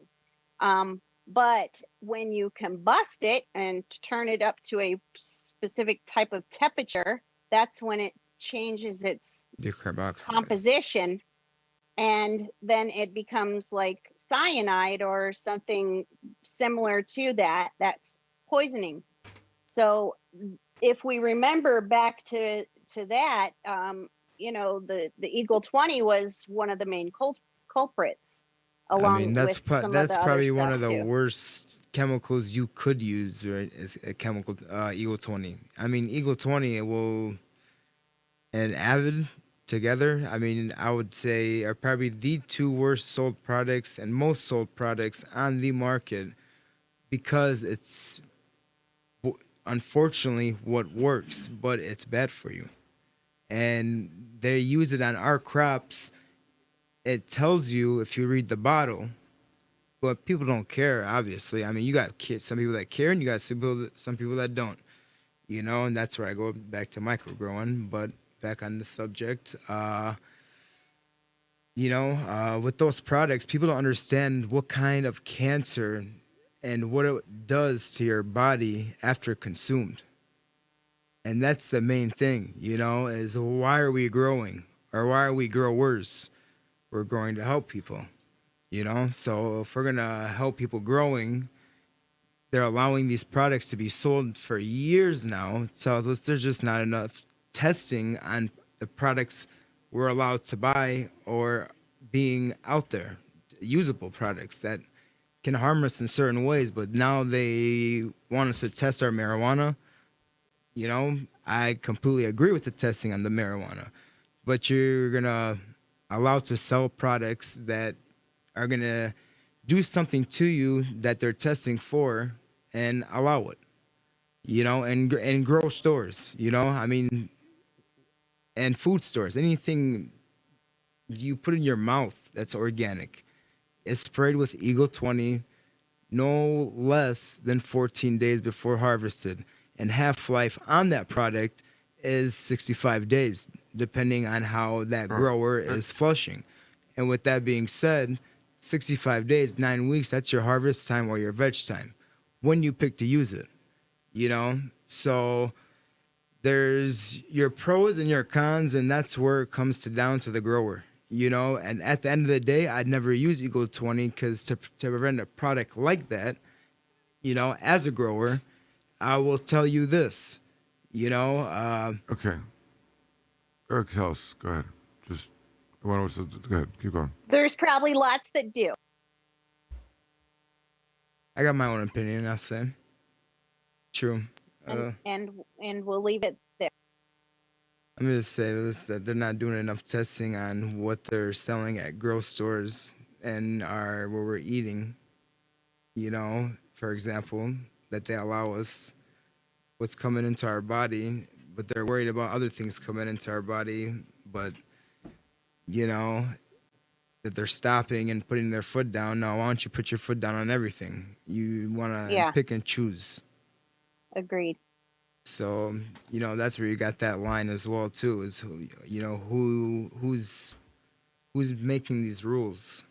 Is it someone that's in it that's making big money, and that's continuing just all this marijuana being tested and ran and... All right, let's get the video going. Oh, we got to do the video. All right. Back to the It's the story of those companies whose value proposition is to do things the right way. I'm not going to go over this, Shelley already talked about our members. We represent about 40% of all the investment in safe, state-of-the-art, job-creating, tax-paying facilities in the state of Michigan. As you saw with the Anderson Economic Group, the persistence of unlicensed and untested cannabis from caregivers in the totally illegal market has swamped the license system. Is it sane and good public policy to allow this to continue? Either Michigan is committed to a regulated cannabis marketplace providing safe product, jobs, and taxes, or it isn't. We just have to do better. Now, let me give you a few examples to highlight what these bills are attempting to do. So, I brought a couple of props here. This is medicine, okay? You have to show your license at a pharmacy to even get Sudafed for allergies. It's got FDA tracking numbers. It's got barcoding on it. This is medicine for pain relief. Sealed, tested, sold at a Probably because pharmacy. you're going to make meth with Wine. We have a buttoned up regulatory system for wine. You all read in the paper the other day about wine being shipped illegally into the state. And the Michigan Beer and Wine Wholesalers raised Cain over it. And the Attorney General stood up and said, we're going to do something about the wine that is not supposed to be sold in the state of Michigan. The same with beer. The same with alcohol. All of these are highly regulated. We just do not allow a system that allows any of these products to be sold outside the regulated system. Now,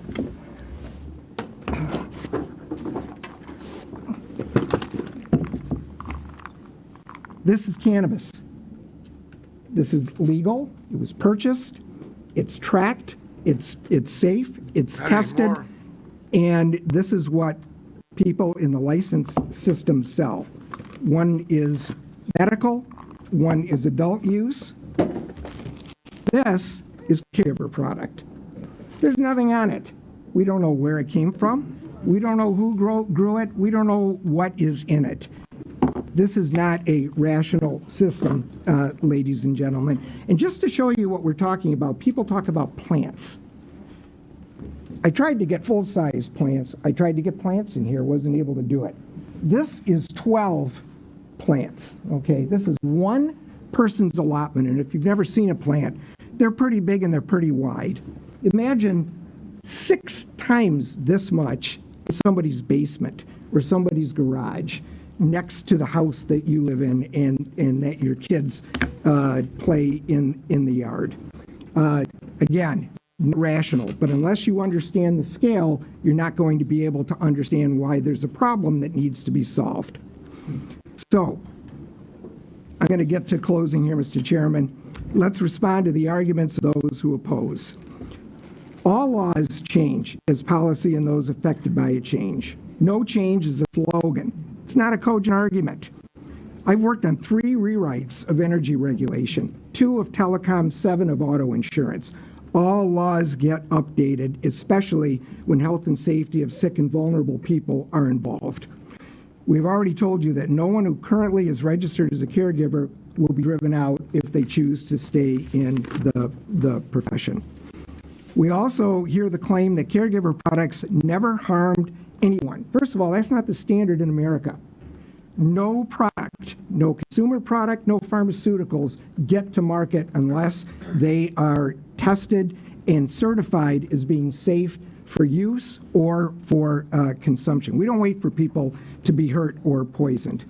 Why should the above ground industry be forced to spend tens of millions of dollars to grow and to pass rigorous testing for contaminants with a price of a failed test costing hundreds of thousands of dollars when others distributing the same product don't?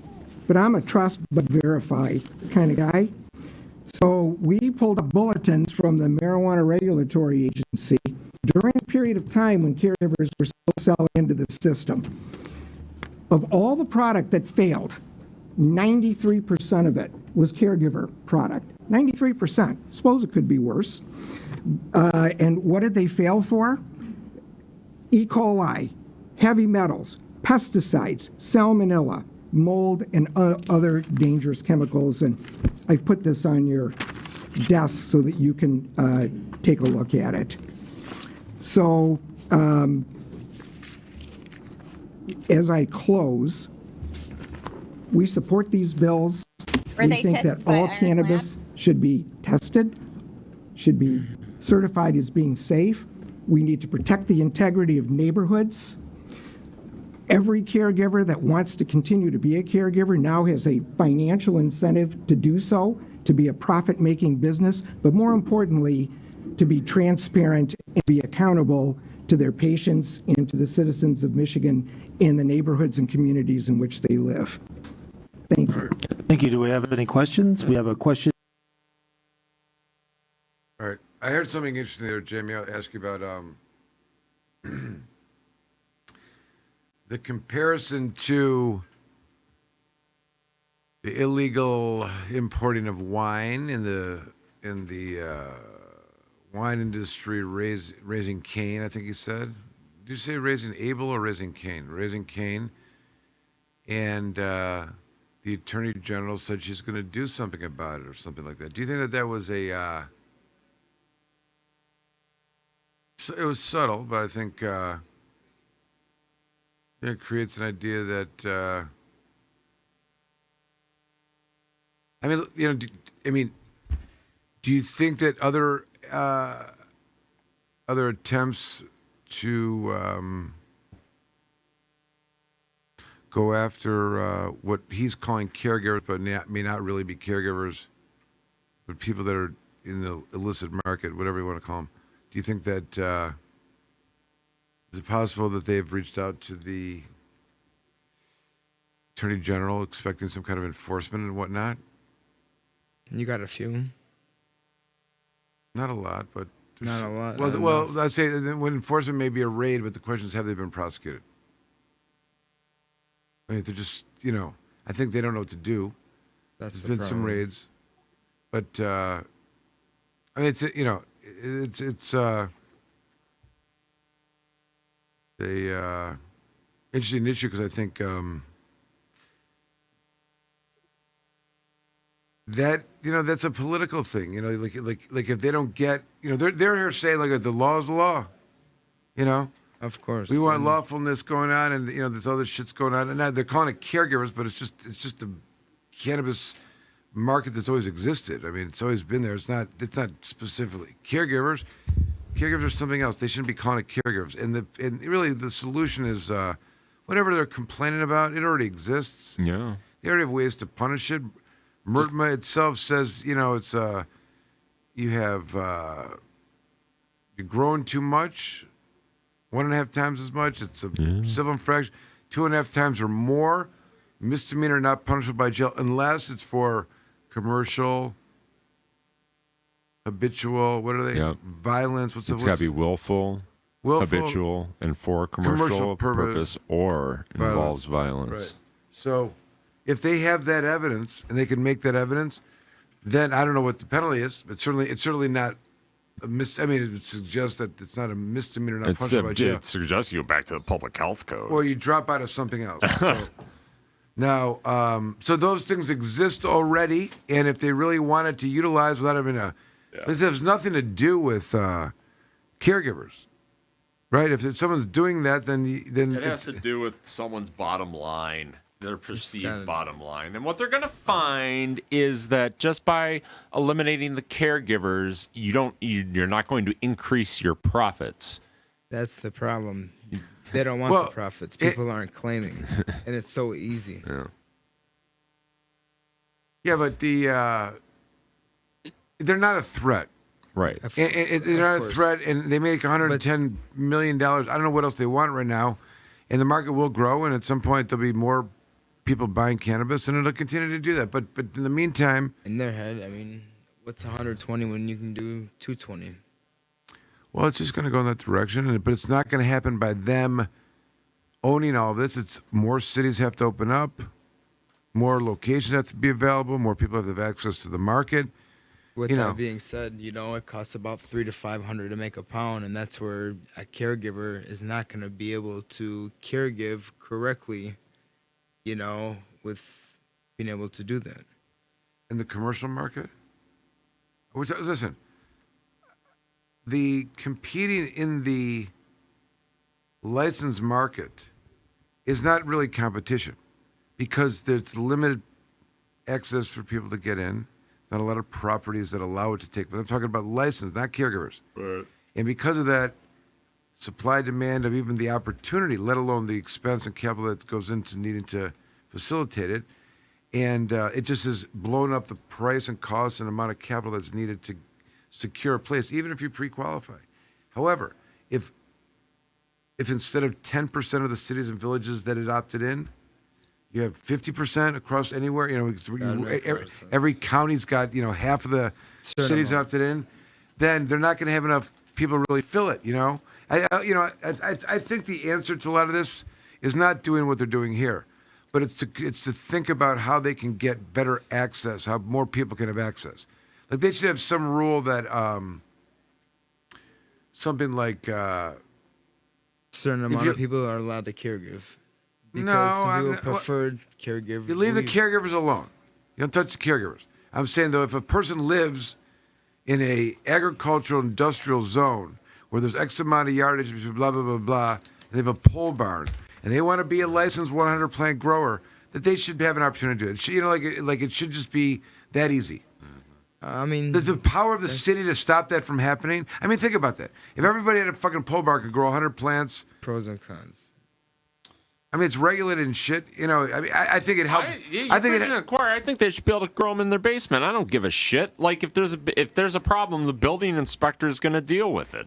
That's the thing, and that's where. Well, I'm just saying. I think the issue, you make it commercial. You can, it's like give people. Listen. I'm just trying to I'm trying to come up with some level of, not what I think it should be, but what might be acceptable. You know what I mean? Because if the idea is that you don't want to create more prohibitions.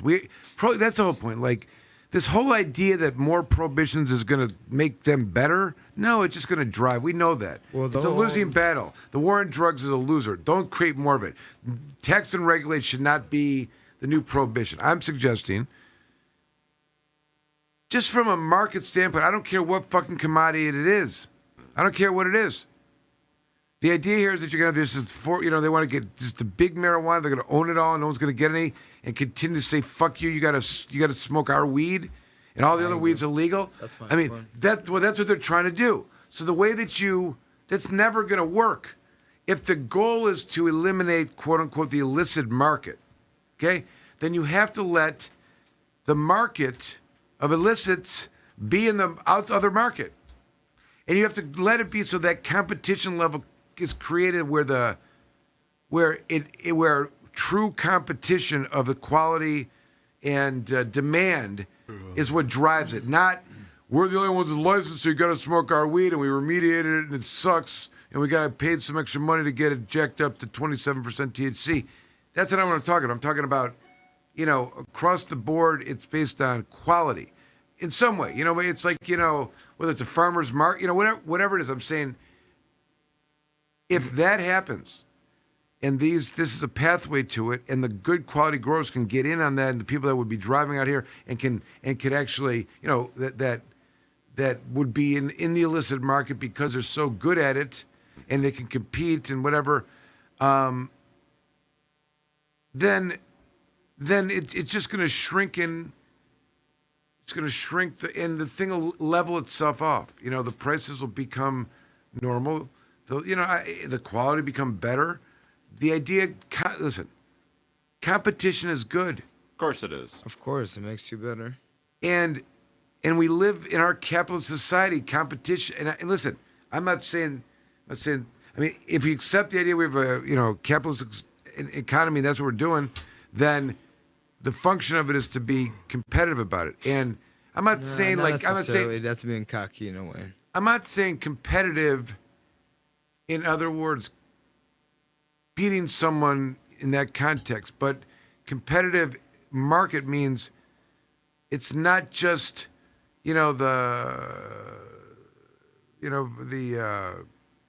someone prevailing not based on merit, right? It should be merit based.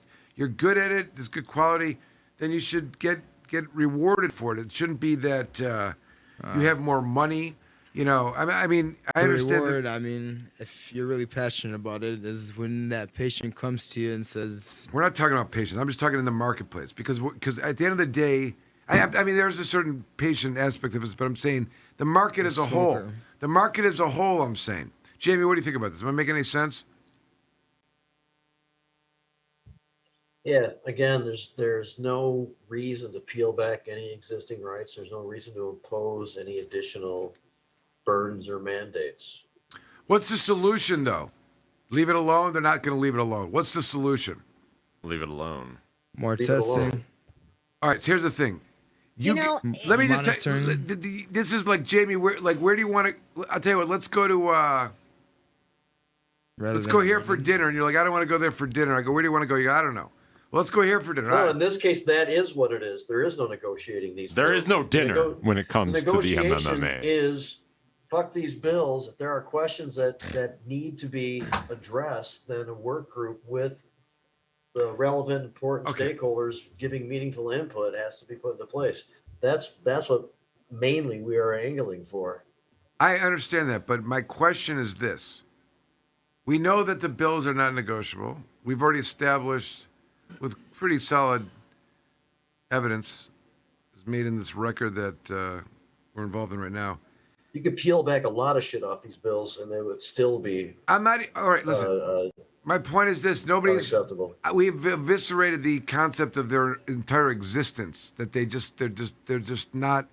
They're not credible. They're lying, and it's false propaganda. Now, let's assume they're not going away, and they have the voice of the people, of the voice of those that may be able to undo it. And there needs to be a. I'm not saying. I mean. Is there a way other than legislating? Is there a way? I mean, if they're going to legislate, or is there a way to administratively rule change? Is there something that can be done? And it may need, very broad stroke that would actually alter the dynamics of the playing field as it exists right now, which is, this two sides of the view. Meaning you got the small group of licensing people complaining about everybody else, right? And creating fabricating a hysteria, a baseless, health concern. And standing in a position that they are authorized to and are making the rules about how the cannabis world is going to take place. And ultimately their message is, you're all going to have to fucking buy our cannabis and nobody else's. And that's our message, and we want you to take out everybody else. So my question is, I get we're not changing the law. I get that I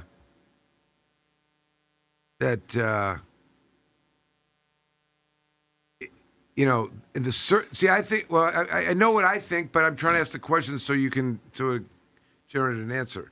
Is there anything that would change the dynamics that would actually accomplish the MRTMA's goal at the end of the day? And I say this because in the objective reality that I live in, I can see that we supported leaving the caregivers and the MMA. That is unequivocal. Alone. That is unequivocal. And I'm not suggesting that one caregiver is part of any illicit market. But if I acknowledge that there is an illicit market of persons that do exist, but they're not what I'm calling a caregiver, okay? Well, there are people that exceed limitations or whatever you want to say about it. Yeah, Right, and that's not a caregiver, right? And I'm saying the whole dynamic and the naming and the semantics of calling them caregivers has been the problem here. They may exist. I'm not saying I'm against those people, but they've named them caregivers, and they should be called something else. I also say what? I agree. All right, and I also say that the recreational law says the intent of this law is to legalize marijuana for adults over the age of 21 and hemp and blah, blah, blah, blah, and also to create a regulated market and to eliminate the illicit market. Okay, so eliminate. So anyone that voted for that is signed up for that. Now, we all may have different means of saying how to get rid of the illicit market, and that's really what I'm asking, right? The question, fuck Steve Linder, but like if we all voted for the MRTMA, and we acknowledge that there's an illicit market, how do you get rid of it? In the context of tax and regulate. Yeah, I'm not suggesting arrests. You peel back the restrictions and prohibitions that exist in the marketplace, make it easier, less expensive, and more efficient for the businesses to run. They'll be able to create competing products. And now that he knew exactly what I was talking about before I had to break that thing down. I asked this question 20 minutes ago. It took me till now He knew exactly what I was saying. I even said the answer. I was like, "This is what I think." Jamie, can I get you to agree? Can I get you to agree to me? He's like, "I don't know what you mean. I don't know what you're talking about." Just kidding. I'm kidding.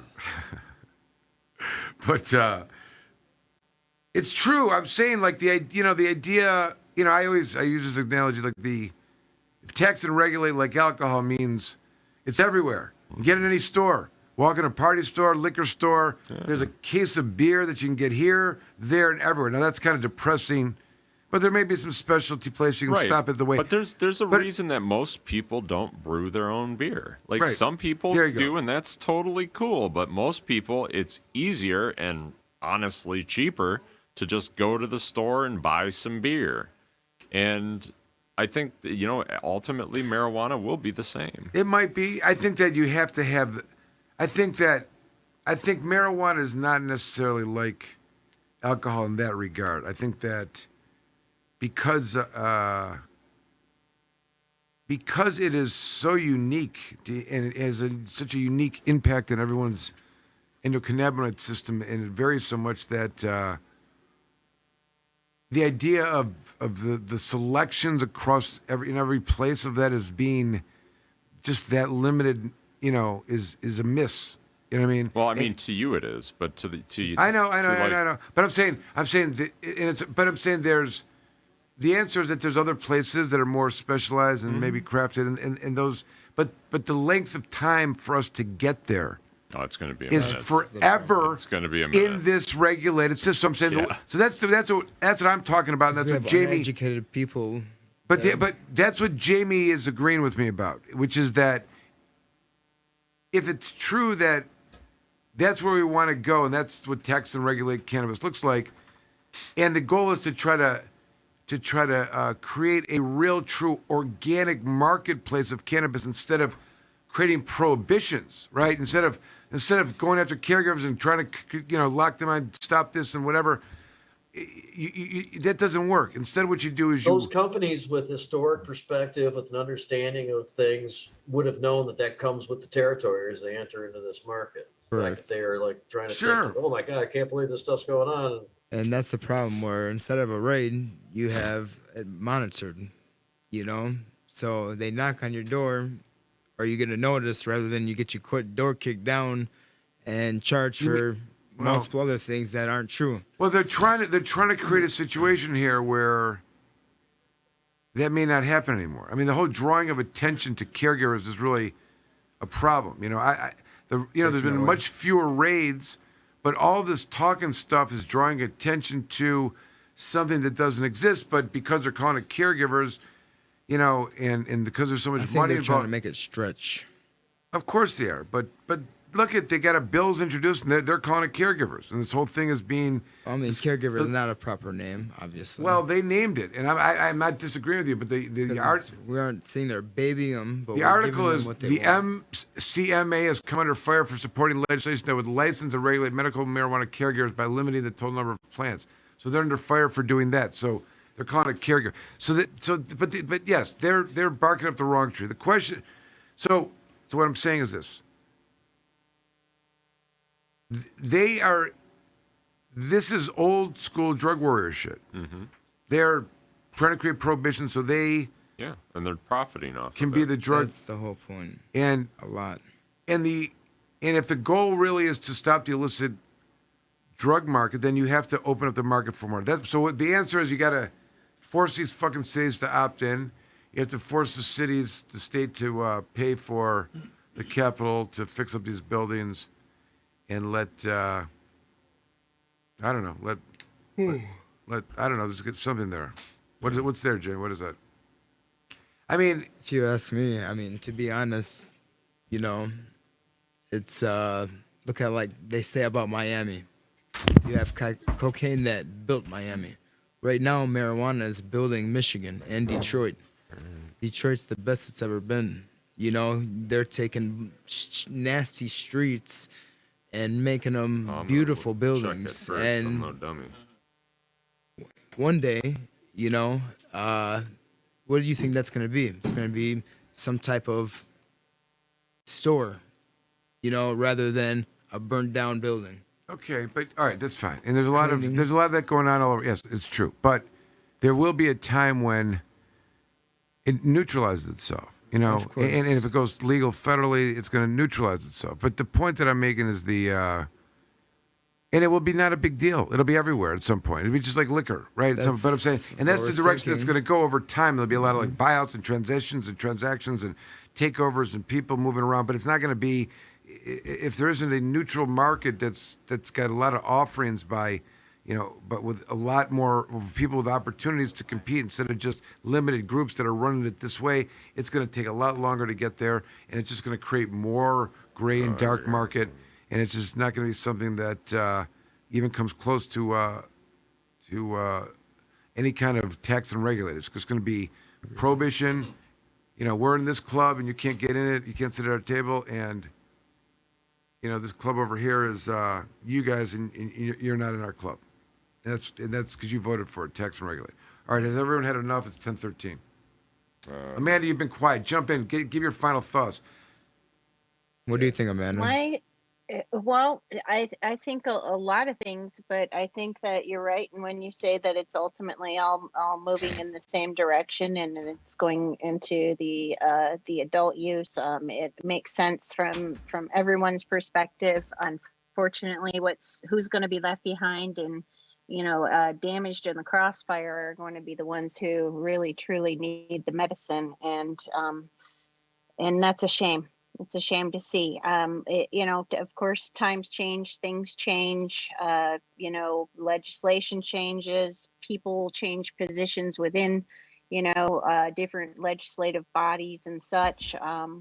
But, I think from Michael and Jamie and many other people on this call and even way beyond need to continue to talk about it and to stand up for the patient's rights, just like what you have been doing. So hats off to you. Definitely. But yes, the caregiver is going to be getting the patients are getting the short end of the stick, Yes. in my opinion. I agreed 100%. Yeah, from the get-go. Like the whole program from the state does not contemplate, and there's a lot of extra layers in it that, the business can't work if you're going to try to be compassionate and sell or give away. Now, you got to do one or the other. And what has happened is Michigan has taken the stance where they want to become or to be the national leader in cannabis. They've made the statement. Shelley Egerton, I believe, also made some kind of statement. And with that comes removing people who don't fit that mold. Okay. True. So you look at different states, you look at the different products in the different states. Some of these stores, many of these stores now are nationwide. They're chains. They have nationwide products in regards to edibles and things like that. So a lot of this discussion with the MCMA from here in Florida, as an example, I go into a dispensary. The only edible they had was a Wana edible. Now, here I have a moral dilemma because I'm sitting here like, oh, man, what am I going to do now? So, you shouldn't put patients in a situation like that. If you just do the right thing, even when no one's looking, it's called integrity. Correct. Word of the day. Yes, I agree. And that's why it should be monitored, and you should have a certain amount per city, and you have your patients choose what they want. All right, so you know what the worst takeaway from all this shit is with this fucking Steve Linder shit is we just finished up the really successful Canna Jam, which we didn't even talk about tonight. Oh yeah, that was awesome. Very successful. And part of the theme of that Super was awesome. just to fucking stop the stigma, right? Enough stigma with the fucking shit, and we've already gone through this, and this was just bad negative stigma shit that they're just spewing out that it's like silly and irrational. And I know we're talking the big game of cannabis, and it's got to be acceptable. And I'm not saying that anyone who wants to be Not reckless, sure how I especially. even feel about it, like being a national thing. It's happening though. I mean, I don't even know how to feel about the whole thing. It takes away that whole, one-on-one interaction type of situation that you were just talking about, Michael. It takes it completely out of the equation. And this is common. I mean, this happens in other states too. I mean, every other industry also. Jim, you've got small firms that do cybersecurity. Mm-hmm. You have mid-size. You got some big-ass motherfuckers, right? And sometimes the biggest motherfuckers eat up the littler ones, and they subsume them and buy them up. And completely natural. That's how business goes. And every now and then a little one will just pop up and kind of get their thing going and get some contracts. A lot of them want to get gobbled up. The whole reason is to... Really? Do you think? And you know what? That's the same in the cannabis industry too. Yeah. I mean, if someone's not thinking what their 2 to 5 year plan is, then they're not reading the tea leaves. Because the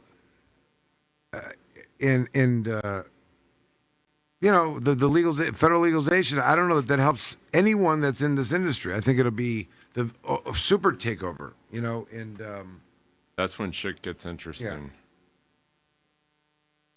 But we got to shut it down. Stop the stigma. Shut it down. One event at a time. Now we're gonna have to do 2 at a time because they're just fucking propaganda. When is the next one, Michael? Pretty soon. We're not ready to announce yet, Jamie. We're not. December 23rd. Oh, good. I'm sure you'll get a lot of turnout for that. Hey, it might be nice dressing up. Who knows?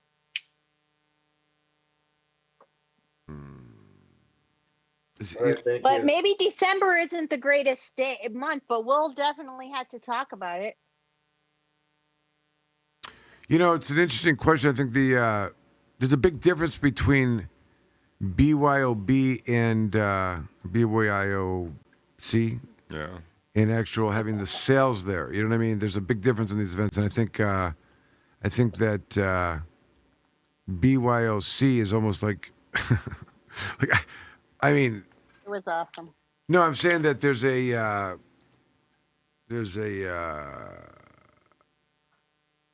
don't know. We'll let it go. We'll talk about the next show. Licensing. Yeah, licensing talk. All right, everyone had enough now. All right, Planet Green Trees 536.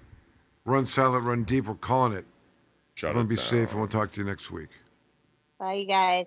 All right. The Planet Green Trees Show. When you're charged with a crime, you need a real attorney. And here's just a few reasons why. The police, the courts, the labs, the drug tests, probation, the judges, the jails, the prisons, and the entire system is just one big machine. They have one objective. Take your freedom, take your possessions, take your money, take your children, control your life, and destroy your future. You only get one chance to hire the right attorney. One that will stay in your corner. One that will fight for your rights. One that will fight for your freedom. Choose an attorney that's experienced in fighting the justice machine. Attorney Michael Komorn. Knockout victories one case at a time. Komorn Law. Google it. ComornLaw.com. Join the Michigan Medical Marijuana Association today. MichiganMedicalMarijuana.org. The MMMA is focused on the well-being and safety of medical marijuana patients. The MMMA site provides the most comprehensive and up-to-date news on legal issues, politics, research, cultivation, as well as the various strange products and methods of cannabis use. Come join the discussion with the most knowledgeable and passionate advocates in Michigan today. MichiganMedicalMarijuana.org. Join the Michigan Medical Marijuana Association today. MichiganMedicalMarijuana.org. The MMMA is focused on the well-being and safety of medical marijuana patients. The MMMA site provides the most comprehensive and up-to-date news on legal issues, politics, research, cultivation, as well as the various strange products and methods of cannabis use. Come join the discussion with the most knowledgeable and passionate advocates in Michigan today. MichiganMedicalMarijuana.org.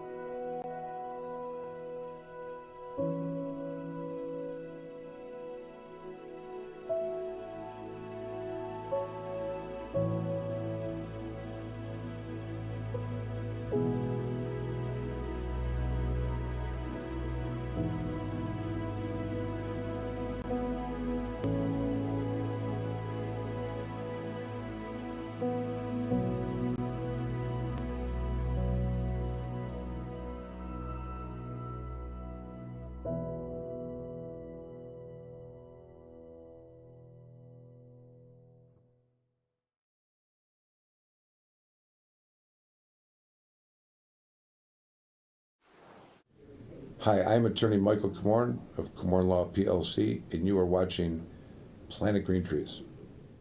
The Planet Green Trees Show. Join the Michigan Medical Marijuana Association today, MichiganMedicalMarijuana.org. The MMMA is focused on the well-being and safety of medical marijuana patients. The MMMA site provides the most comprehensive and up-to-date news on legal issues, politics, research, cultivation, as well as the various strange products and methods of cannabis use. Come join the discussion with the most knowledgeable and passionate advocates in Michigan today. MichiganMedicalMarijuana.org. Before you plead, call me attorney Michael Komorn.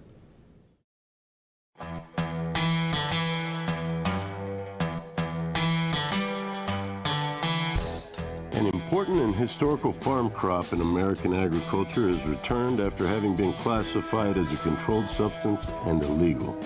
On December 20th, 2018, the President signed the Farm Bill, also known as the Agriculture Improvement Act of 2018, into law. The signing of the act was great news for the hemp industry, which amended the definition of marijuana in the Federal Controlled Substances Act.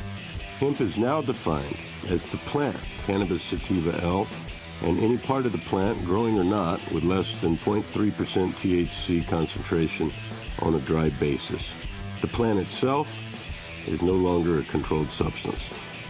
Hemp is one of the most versatile plants on earth. From clothing, fiber, paper, building materials, hempcrete, biofuels, CBD, and medical uses, it has been a part of America's industry for over 200 years. Even the United States Constitution was drafted on hemp paper. The time is now. If you're thinking of getting in the farming or processing of hemp, contact our global experts, legal, and consultation teams to make sure that you're on the right road when you venture into the new hemp industrial revolution. Michigan Hemp Industries has been a leader and advocate for the return of the hemp industry, so come be a part of the new revolution in agriculture in Michigan.